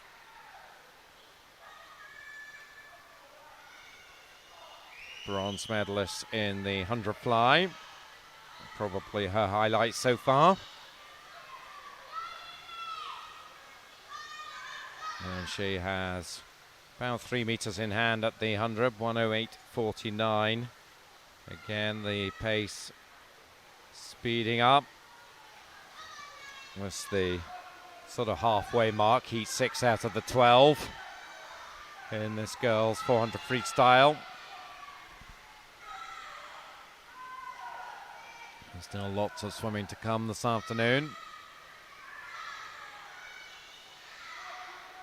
Over in lane 1, Fionn Andrews, Nexus Valleys. Nexus Valleys, don't know anything about them. Can you fill me in? Yeah, Nexus Valley. It's a club that's based up the Neath Valley, so just up the road from Swansea. They cover, I said, the Neath Valley and a little bit of Rhondda and Taff as well. Very good club. Got a very promising para swimmer in there at the moment. So yeah, very strong club indeed. So not had too far to travel either for the swim, and she's going nicely in lane 1, just about holding second from lane 3, who is Lauren Wilson of Boldmere. But coming towards halfway, it's still Megan Perry from Hemel Hempstead, 2:25.33.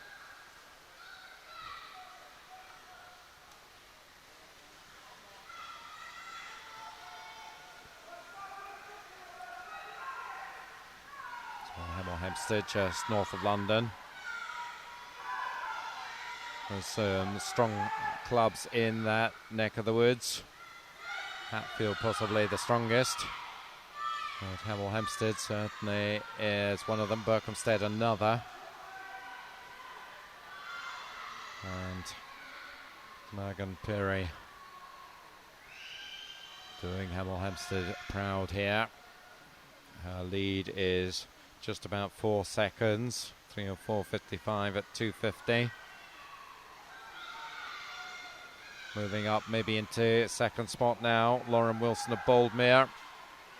And also Lucy Allen of First is in that group on the far side. And then lane 6, Tamsin Wilmshurst of Thanet. And in lane 8, Morgan Gaskell-French of Leyland Barracudas. So 5 of them not too far away from each other in that contest for second, as Megan goes through the 300, 3:43.50. About 1:18 pace there, so 1:17-ish for the second 100, 1:18 there. Oh, she'll be looking to get under the 1:17. That could bring her in under 5 minutes. Entered 5:10.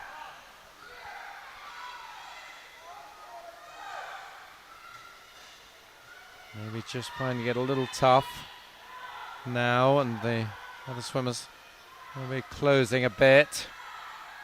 Final turn though, that always is a good feeling for 22.35, so needs a 37 to get home in under 5 minutes. Let's see if she can do that. I think she'll be far away from it. Good race still for second place. It's over on the far side. Fionn Andrews, Lucy Allen, Lauren Wilson all in that one. But it's definitely going to be Megan Perry in lane 5, who's never seriously threatened. Now, watch the clock. It's coming 4:56, 4:57. She is going to go under 5 minutes. 4:59.43. Are you happy with that? Might well have been the target. And if so, then it's ticked in the box. Second was Fionn Andrews, 5:04.59. And Lucy Allen in third, 5:05.66. There's 100. I wonder if that's a centenary cap for the Hemel Hempstead Club. Or maybe she does 100,000 metres in her training program. Who knows? Yeah, I think I can see 100 years on their on that cap there. So Right. I'm guessing it's the centenary of the club. So happy anniversary to Hemel Hempstead.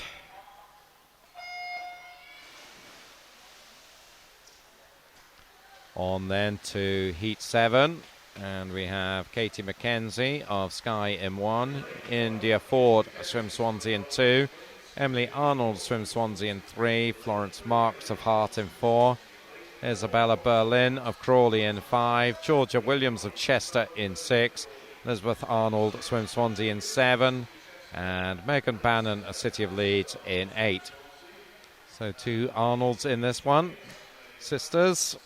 They are indeed both of the daughters of Mark Arnold, who is Swim Wales' chief operating officer. So I'm sure he's about somewhere biting his nails or closing his eyes. So yeah, family affair. Yeah, we saw Mark standing pretty close to the commentary position earlier this morning when Emily was swimming, and he looked very serious indeed. Can't see him at the moment, but I'm sure he's watching. With 2 swimmers to cheer on this time. But it is Georgia Williams of Chester who's got the early lead in lane 6, 1:09.88. Second place is Emily Arnold, 1:11.58 from India Ford, also of Swim Swansea, in lane 2 in third place. About 4 or 5 metres separating the field here.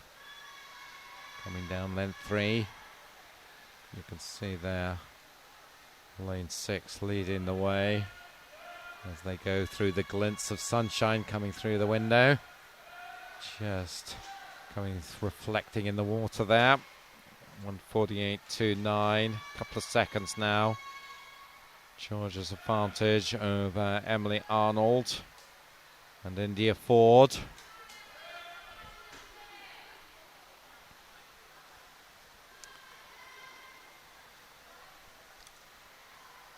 Chester's Georgia Williams then.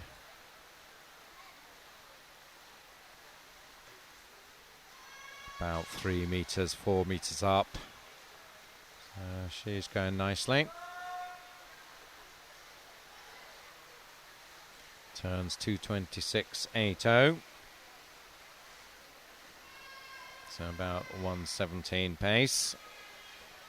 And a lead now of just over 3 seconds. So that lead grown by a second or so in that second 100. Still the 2 Swansea girls fairly close together. India just behind Emily. And then lane 7, Elizabeth Arnold. Just a little bit back on her 2 colleagues. Elizabeth just 11 years old, so the youngest swimmer in the field.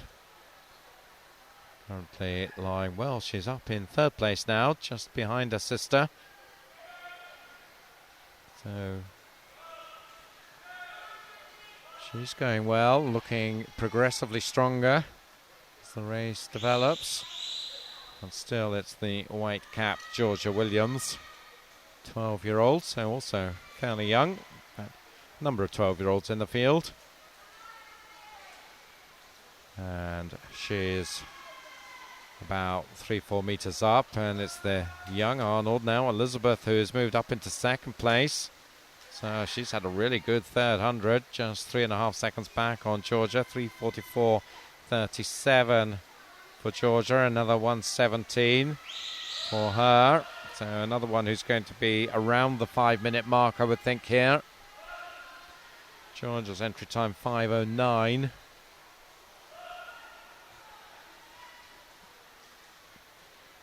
Lanes 2 and 3 Continuing the Swansea battle there. Just coming into your shot. Side by side, battling for third behind Georgia and Elizabeth. See the gap between them now. 2.5 seconds. I can tell you Mark Arnold has taken up position close to us once again.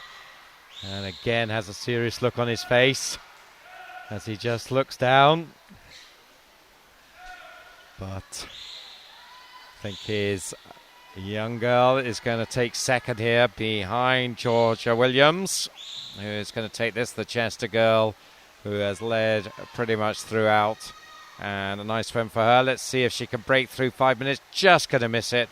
5:00:43, but a good PB nonetheless. Elizabeth Arnold taking second, 5:03.73. Around about 5 seconds improvement for her. And Emily Arnold, 5:06.27, takes third place.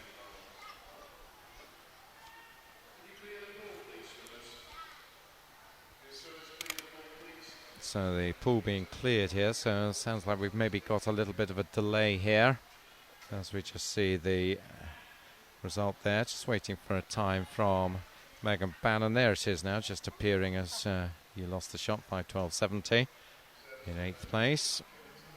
But the 1, 2, 3, Georgia Williams 5:00:43, Elizabeth Arnold 5:03.73, and Emily Arnold third, 5:06.27. Just about made that out there. I think Mark's looking part happy and part concerned there's going to be World War III in the house when he goes home tonight.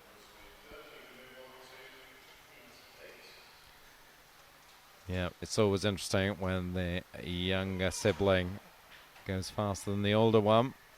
That's sometimes tough to deal with, but I'm sure they'll be philosophical about it in the Arnold household. So on to Heat 8. 5:05s to 5:07s in this one. Entry times. Going through the field, Helena Zboga Ward of City of Leeds in 1, Rebecca Lee Black of Swim Swansea in 2, Isabel Bunn, City of Leeds in 3, Emily Gore of City of Cardiff in 4, Lauren Stockley, Torvine Dolphins in 5, Isabel Cockerham of Leyland Barracudas in 6, Alice Glover of Solihull in 7, and Kayla Lawson of Modernians in 8.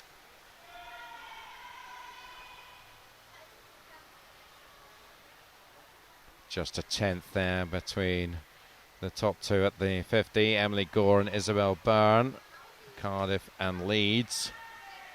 And up with them as well, Lauren Stockley in lane 5 from Torvine. And in fact, I think maybe Lauren has just eased into the lead now in the white cap. Closest of those three swimmers to you. She has about, well, nearly a metre at the 100, 1:09.04.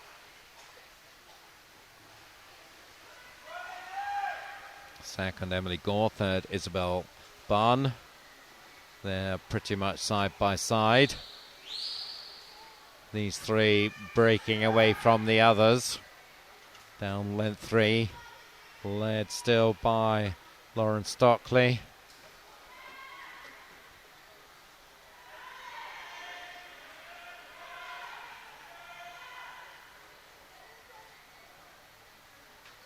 So Lauren then, 9/10 up, 1:47.28. Then a second separating Isabel Bunn in second from Emily Gore in third. So around about 2 seconds spread between the three leaders. With Lauren still leading them, although maybe her lead is shrinking a bit. Isabel Bunn in lane 3. Never write off a swimmer from City of Leeds. I think we've learnt that over the last few days, if we didn't know it already. Lauren, though, of Torvine will say, right, I can see you off. Let's see if she can. 2:25.58. She has about a second in hand going into the second half. Third still Emily Gore. She needs to maybe just pick it up a bit, the Cardiff girl, if she's going to stay with the two ahead of her. And they are definitely getting closer now, Lauren and Isabel. As we come to 250 turn, let's see who's going to get the advantage. It goes to the Leeds girl, Isabel Bunn, for the first time, 3:03.88. Lauren might have just got that lead back through that turn. Nice turn from her there.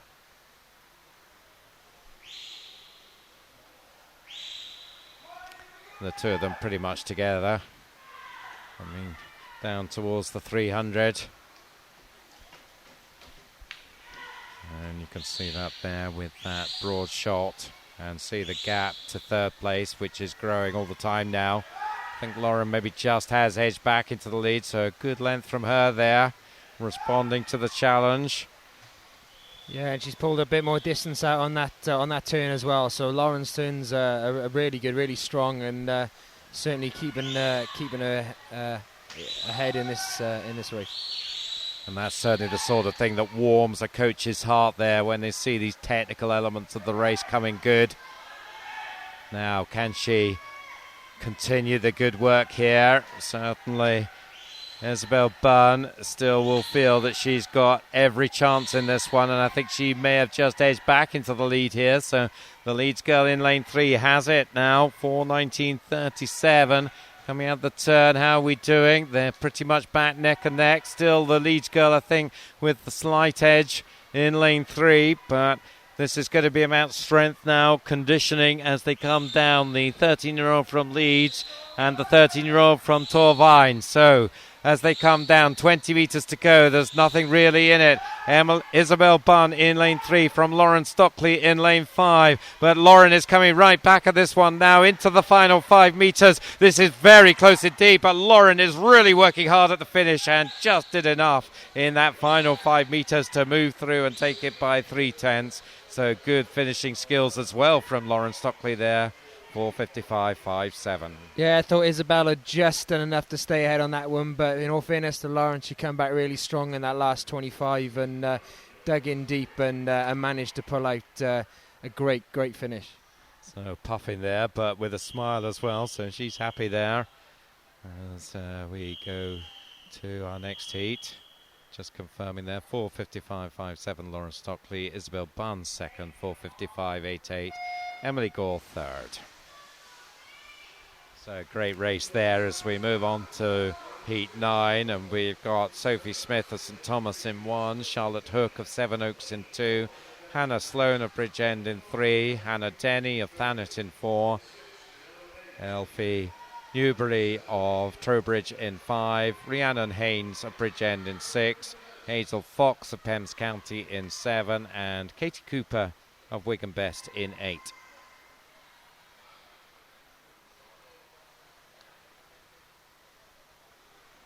Hannah Denny is setting up very fast here in lane 4.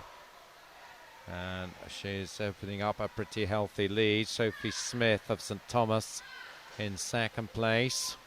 And then the rest of them pretty much in a line. Hannah from Thanet.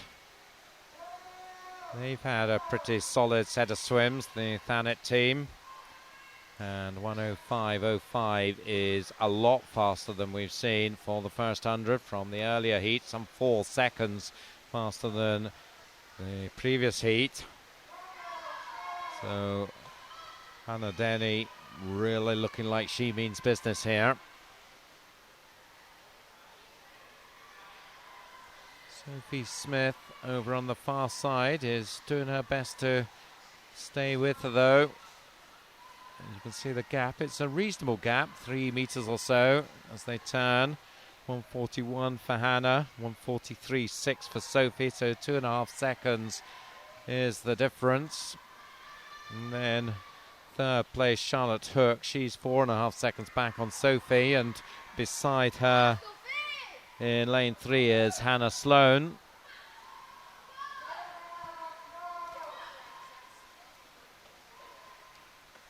So the Thanet girl in lane 4, Hannah Denny.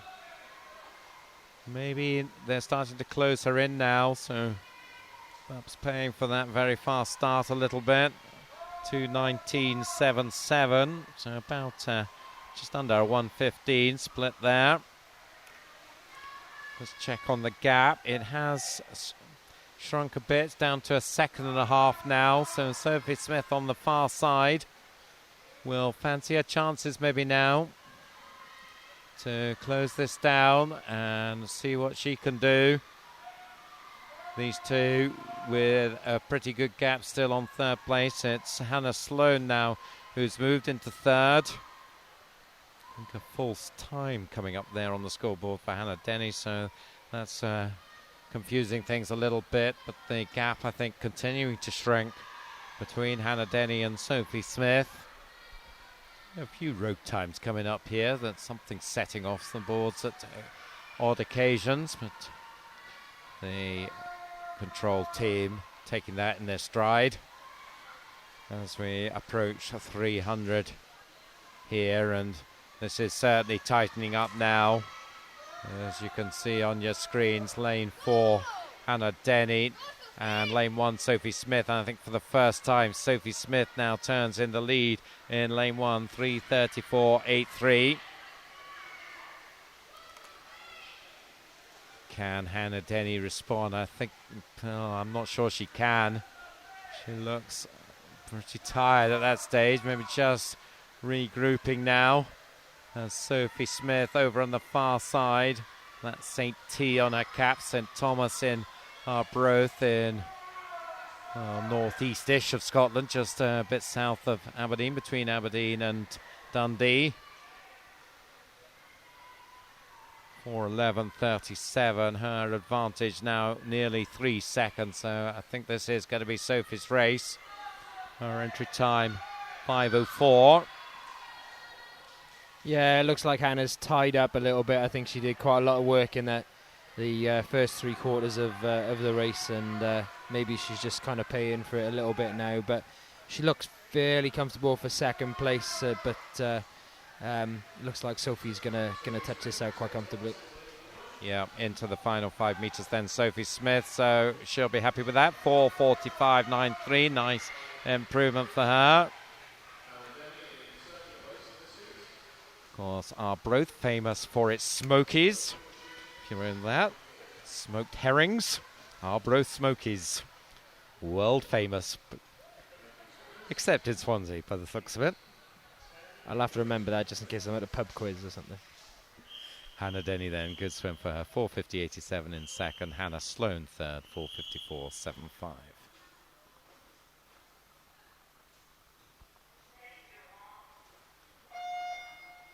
So sort of like a kipper.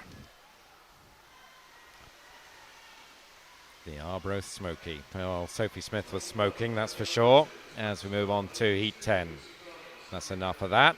Danielle Richards of Maxwell in 1. Lucy Grimes of Hereford in 2. Emily Johnson, City of Leeds in 3. Kerry Sinclair, City of Leeds in 4. Laura Barnes of Harrow in 5. Madeline Hoare, Stratford Sharks in 6. Kirsten Laurie of First in 7. And Livy Gibbs of Bridgend in lane 8. So I think we've got the last of the 10, 11-year-olds here. 2 of them, Emily Johnson and Madeline Hoare. Emily Johnson with a terrific record in these championships. 4 gold medals for her so far, including the 50 free. So see if she can do the sprint and the 400. That'd be a nice double. She goes in lane 3, and she's not too far away from the leaders, lane 6 and lane 8. Madeline Hoare, another of the 11-year-olds, and Livy Gibbs, 6 and 8 respectively. And, well, they're tied at 1:09.25 at the 100. Not as fast as Hannah Sloan's very fast first 100 in the previous heat, because she then eased back. Lane 4, Kerry Sinclair is up there as well. Another of the Leeds contingent. She's in the 12-13 age group. Of course, the next 2 heats likely to provide us with the medalists in the older age group. Madeline Hoare then a couple of tenths now ahead of Livy Gibbs. So the youngster setting off well from Stratford.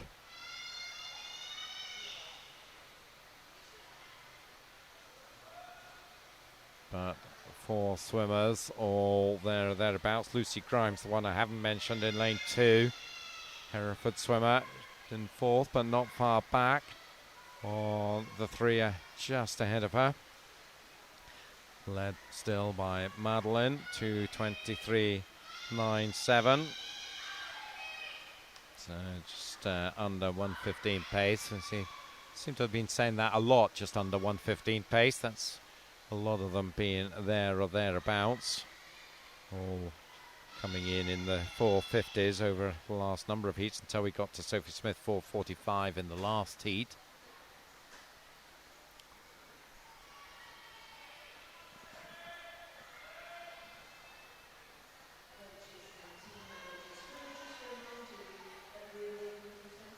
So Madeline then, 3:01.52. Her lead still only, 8 tenths. Lucy Grimes now has moved up to 2nd, ahead of Kerry Sinclair and Livy Gibbs. Livy Gibbs maybe slightly off the pace in lane 8 now. There's Madeline pushing on, trying to hold off Lucy and Kerry. Still has about a body length advantage on them as they come to 300. 3:39.43.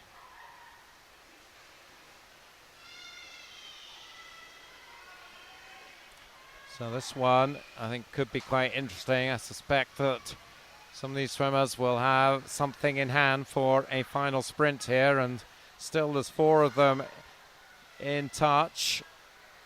Yeah, Livy Gibbs had a good drive off that last turn and seems to have brought herself back in contention a little bit. Don't know whether maybe she's broken a little bit too early, but she certainly brought herself level with the other 3 swimmers up the front. So final turn then, it's still Madeline Hoare, 4:16.90, 6 tenths up on Lucy Grimes, and then Kerry Sinclair and Livy Gibbs. So down this final length, can Madeline hold on here? She's about a metre up still and showing no sign that anybody is going to attack that. Maybe lane 2 slightly, but it's looking like Madeline is the favourite here still in lane 6 from lane 2. Lucy Grimes, and also pushing on now Kerry Sinclair, but it's going to be Madeline's race, so the 11-year-old takes it 4:52.79. Need to see if that is good enough for the gold medal. I haven't been tracking some of the 11-year-olds in the earlier heats, so we'll keep our listening ears out for announcing who the 1, 2, 3s are, and of course you'll see them on the podium in a little while. Lucy Grimes taking 2nd, 4:53.94, and 3rd place Kerry Sinclair, 4:54.34. There is Madeline, and there is the summary of the result. Madeline, Lucy and Kerry, 1, 2, 3.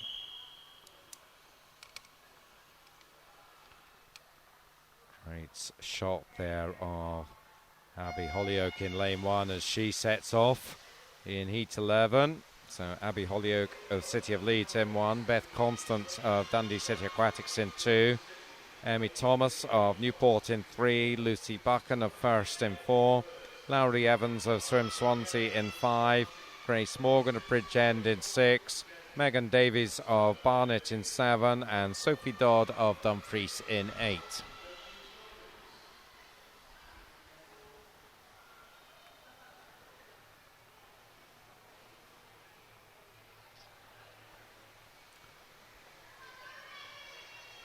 So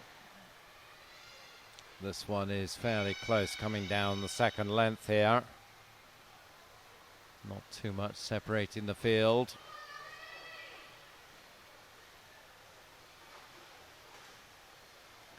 Lane 5 maybe just with the advantage. That's Lowry Evans of Swim Swansea. Amy Thomas of Newport up there as well, and on the near side Sophie Dodd of Dumfries. And that's the 1-2-3 led by Lowry, 1:08.51.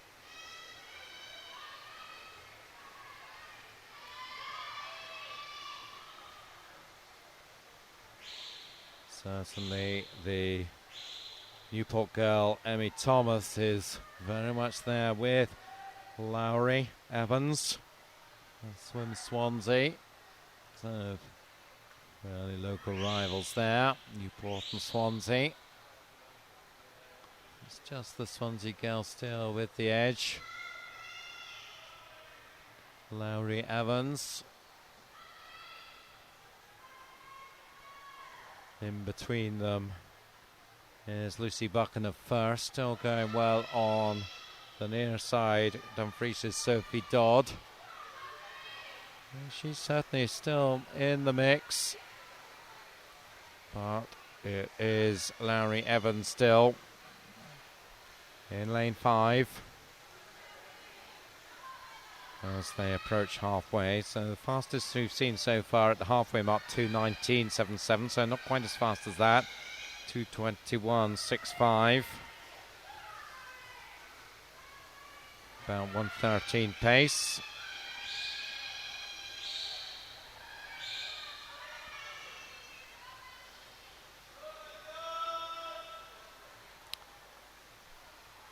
Well, we're looking pretty smooth here though. Controlled race and just gradually building her lead now.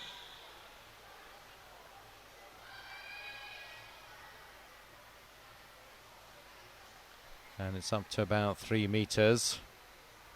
Still the same 1, 2, 3. Lowry, Amy and Sophie. Lanes 5, lane 3 and lane 8.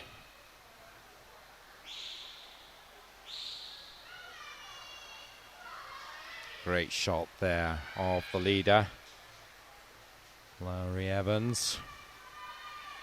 And you can see there her lead, about 4 meters, approaching 300. 3:35.98. Seemed to just stutter into that turn a bit. Sophie Dawes just edged into second here in lane 8, so a good battle going on for second between her and Emmy Thomas in 3. Don't think either of them will get close to Lowry in lane 5.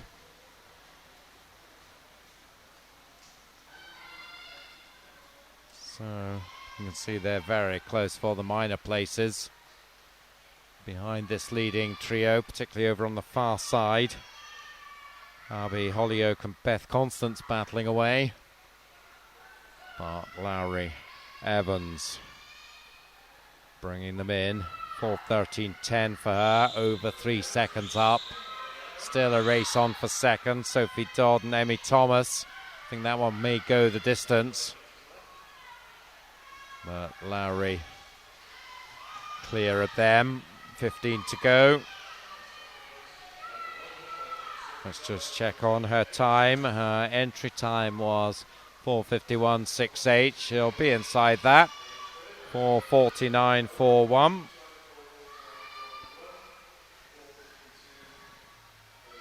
Second place Sophie Dodd, 4:52.43. 3 second improvement for her. And Emmy Thomas third, 4:53.43.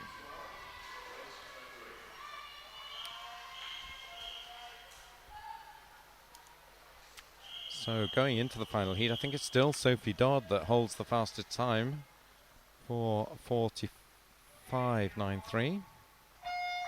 So I think that is the target for the 12-13s in this final heat to beat. They've got entry times, certainly 2 of them. 3 of them have got entry times faster than that. So let's see if the medals come from this heat. You'd expect it to. Alice Patterson of Teddington goes in 1. Bethan Hinnett of Coventry in 2. Isabel Wilde of Mould in 3. Amy Richards of Heads of Valleys in 4. Caitlin Demery of Swim Swansea in 5. Ayana Lawson of Modernians in 6. Samantha Allen of Thanet in 7. And Morgan Harvey in 8 for City of Cardiff. Is it Sophie Smith that's got the fastest time? Sophie Dodd came second in that one, so I think she was just off. Is it Sophie Smith? Sophie Smith, yes, 4:45.93. So that is the time to beat the St Thomas girl from a few heats ago, back in heat 9. Lanes 4 and 5, and just behind them lane 3, making the running here. Amy Richards, I think, just turning first by a quarter per second, 1:05.75. So I don't think we've seen ahead of the Valles swimmer at the top of the podium. So can Amy put that right? She has the fastest time coming into this meet, 4:40.74 for the 13-year-old. Caitlin Demery, Bethan Hinnett, the ones either side of her, who will be maybe just trying to go past her. Caitlin Demery, silvers in the 50 free and the 100 fly. So Bethan Hinnett, 200 IM gold medalist, so she knows what the top of the podium feels like.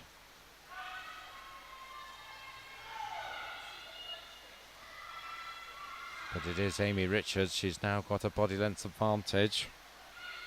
Now the split fastest at 200, 2:19.77. So that is the marker for these girls, and this is fast at 2:16.84 for Amy.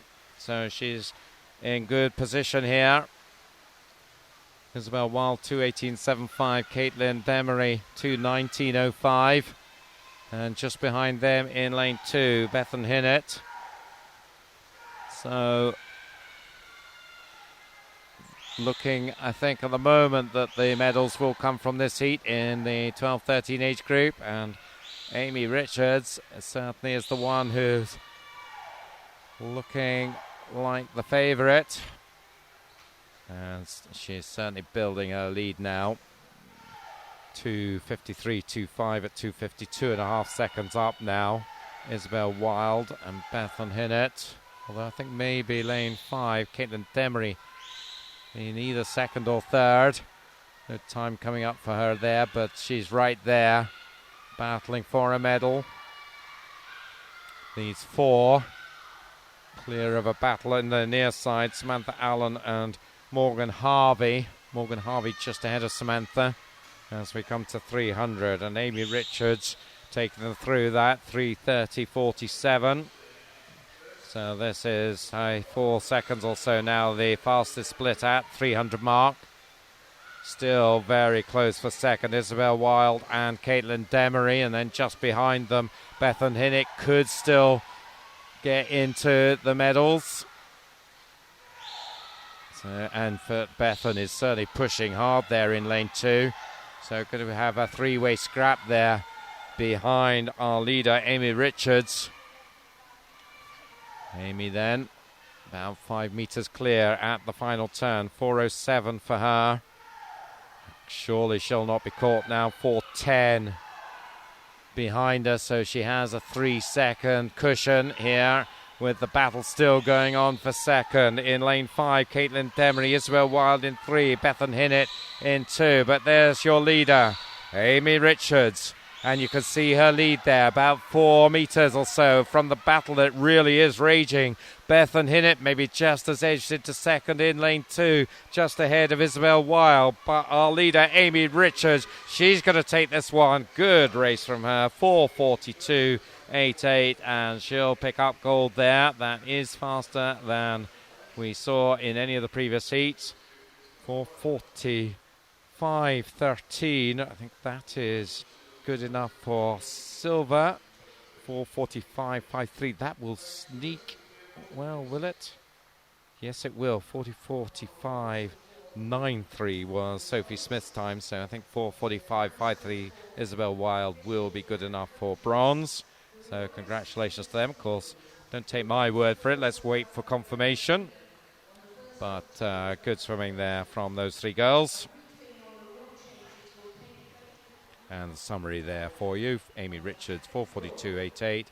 Bethan Hinnett, 4:45.13. Isabel Wild, 4:45.53. Caitlin Demery, the last of those group, just in 4th place.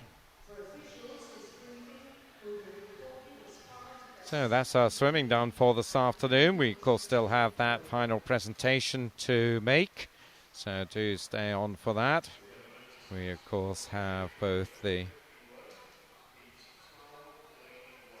Just hearing about a disqualification, unfortunately, in that last heat was lane 1, so it doesn't affect the leading places. That was Alice Patterson, unfortunately, Teddington swimmer.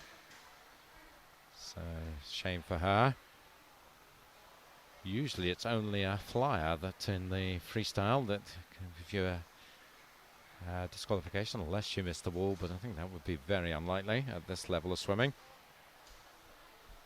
Didn't see a flyer, but who knows? Maybe it was a bit of movement on the blocks or something, possibly, or maybe it was a flyer marginal. But yeah, I can't really imagine it would be for anything else. So unfortunate for her. As we just wait for the swimmers to get themselves ready for medals.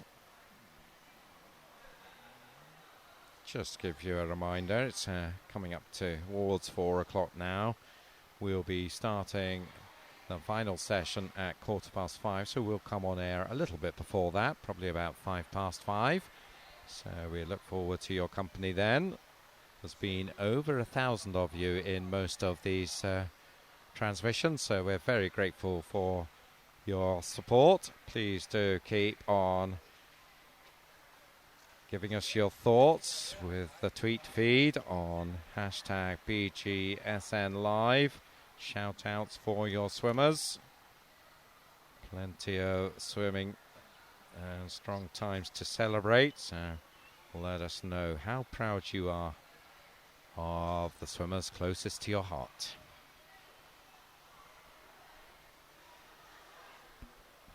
So there is the podium waiting for some occupants as we still wait for confirmation of the girls. There's some of the officials just well, heavily engaged in conversation there, earnest conversation. Look about they're discussing finishes maybe there with the way the hands were going. So we'll see a little bit spread out now as a lot of this crowd has left for an early tea, but you can see the Seven Oaks contingent still there in the red. And a nice clear still waters of the National Pool in Swansea. All is calm. Nice soothing music coming through the tannoy. We'll be lulled off to sleep if we're not careful, so we can't have that. So Hugh, thanks very much for your company again. Enjoyed your presence. Any highlights for you from that session? Yeah, well, thanks for having me. I think Tia Ward's performance was pretty impressive. A 4:57 for a 10-year-old in a 400 free, I think is quite impressive. But I think my performance of the session goes to Victoria Nant for a 27-second PB. I think it'd take quite a lot to beat that. So congratulations to her. Yeah, well done, Victoria. That was in the first heat of the girls, the 11-year-old from the city of Leeds. 5:03.58, entered on 5:30.49. Must admit, I was impressed with George Johnson in the 14-year-old boys 400 freestyle, just the way he finished that race off after coming under loads of pressure. Well, Scott Haxton there, the St Thomas coach, he'll be pleased with Sophie Smith's performance today. He says yes, he is. So well done to Scott. And the youngsters from Arbroath making the long trip down here. So you heard it here. Sophie, Scott Haxton, your coach, is pleased with the way you did.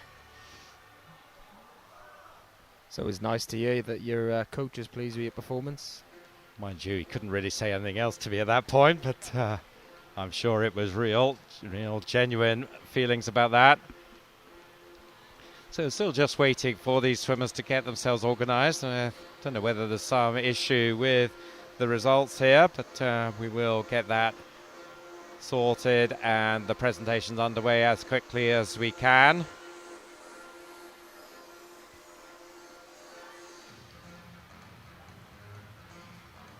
Certainly lots of activity going on in the box at the moment. Don't know whether we can get a shot of that as we get some of the jigging going on in the stands there.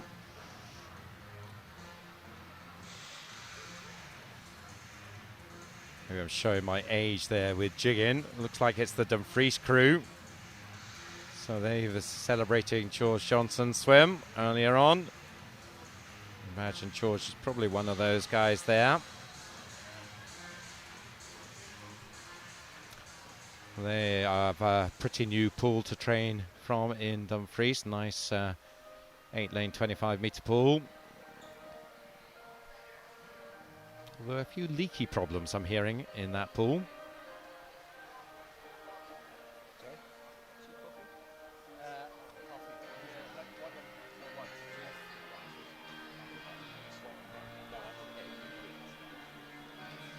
There's Martin Noble in the timing suite there. Martin was one of the starters at the Paralympic Games last summer. Yep, So that's him in a second on the left, is it, between the two red-shirted gentlemen? that's right, yep. Martin's ever present at quite a lot of the Swim Wales events. Disability, non-disability, grassroots, performance. He gives up a lot of time to do more, as do a lot of the officials. So it's obviously important that we have them, the volunteers, so we can carry on with the event. So it looked like he's saying something there through the headset, so I think that might just be that whatever was being sorted out there is now resolved.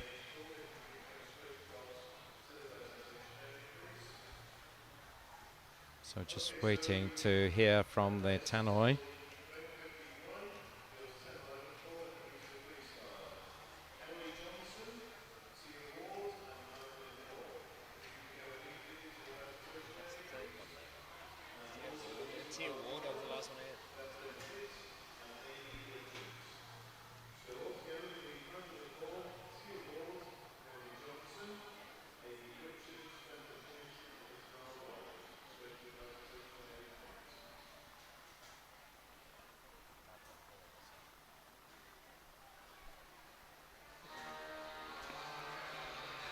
So I think the swimmers now have been announced for the medals. We'll just wait for them to come up. You see there the scoreboard's ready for the medal ceremony.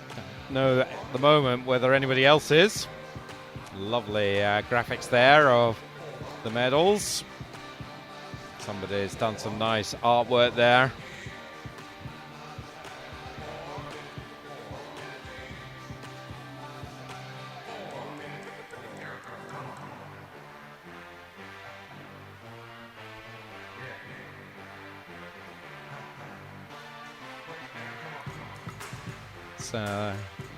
Interesting shot there on that iPad. Is that the coverage being shown there? It's just disappearing and put away for the afternoon. That'll be back out, I'm sure. Either their own, could well of course be their own videoing of swims, and we're getting the results coming up now as well, so we'll keep you in suspense just for a little bit as the medalists start to make their way to the medal area, and I can see some of them there now. So I think we'll be just about set to go with these presentations. Once again, presenting the medals this afternoon is Norma Rolls. Swim Wales President Norma Rolls once again is called to duty to make these presentations, and looks like we're ready with the first of them. Third place, representing the City of Leeds. So bronze medalist in the 10-11 age group, Emily Johnson of City of Leeds.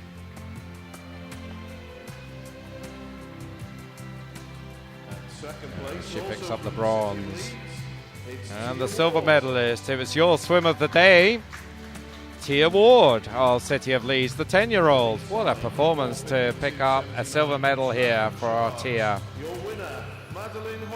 She looks pretty pleased in a shyish sort of way, but the winner from Stratford Sharks, Madeline Hoare. Look at the difference in size. I know she's on a higher plinth, but still a lot bigger than the youngster Tia. Probably see that if they come up onto the same podium for photographs. That's not happening. So well done to the three young medalists. A bit of chatter there as well. It's always nice to see. As we move on to the 12, 13-year-old girls 400 freestyle medal presentation. And it's molds from Isabel Wild who picks up bronze medal here. As she comes to the podium and collects her bronze medal from Norma. Silver medalist from Coventry, Bethan Hinnett. Big red C on the back. We've seen her on the podium before. And there she is again with the silver. And it's Heads of Valleys from Amy Richards getting the gold medal, her first of these championships. So looks pretty happy with her afternoon's work. And a gold medal to put into the trophy cabinet. Thank you, ladies. Congratulations. So that is our final piece of action for this afternoon's session. Hands in here as if you need instructions. Well, Maddie obviously does. Ladies and gentlemen, if you could put your hands together and show your appreciation. So this concludes our coverage then of session 11 here at the British Gas Swim Wales Summer Nationals. We'll be back for session 12 this evening. I mentioned earlier we start our swimming at 5:15, so we'll be on air around about 10 minutes ahead of that, just after 5 o'clock. We hope you'll join us then, but in the meantime, my thanks to Hugh Griffiths here, my co-commentator, for your company and your insight this afternoon. And it's good afternoon from me, Duncan McKinnell, from the British Gas Swim Wales Summer Nationals here at sunny Swansea.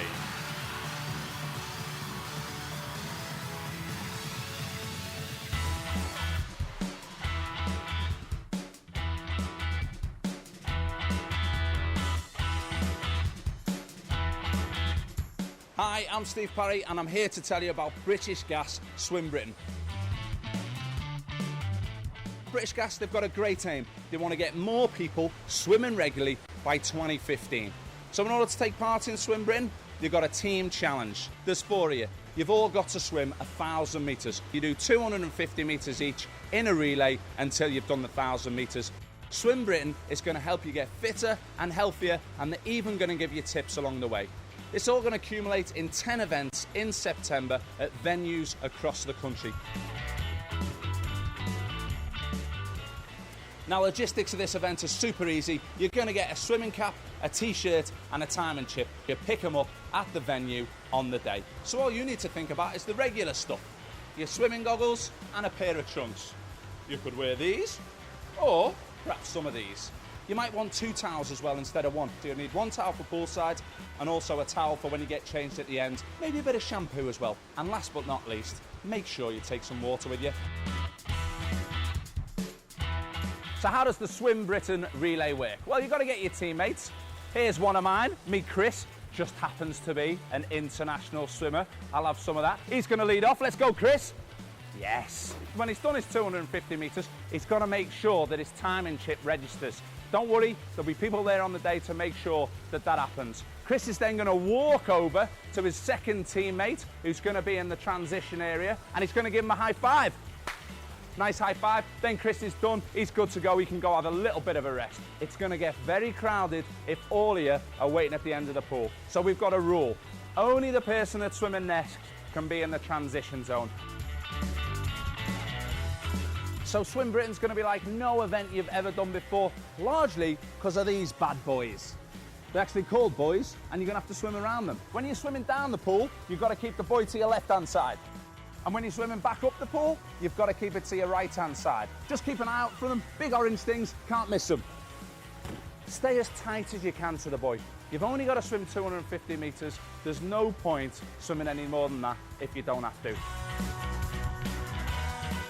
Once you've got your team together, make sure you get the opportunity to train together. Set yourself both an individual goal. You know what? Challenge the other guys on your team as well. You might surprise yourself and with some good training, beat the time that you thought you were going to go.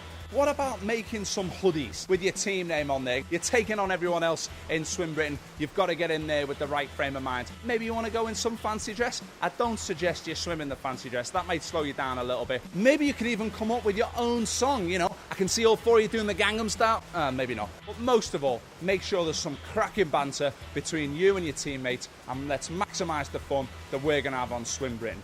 Good luck and enjoy.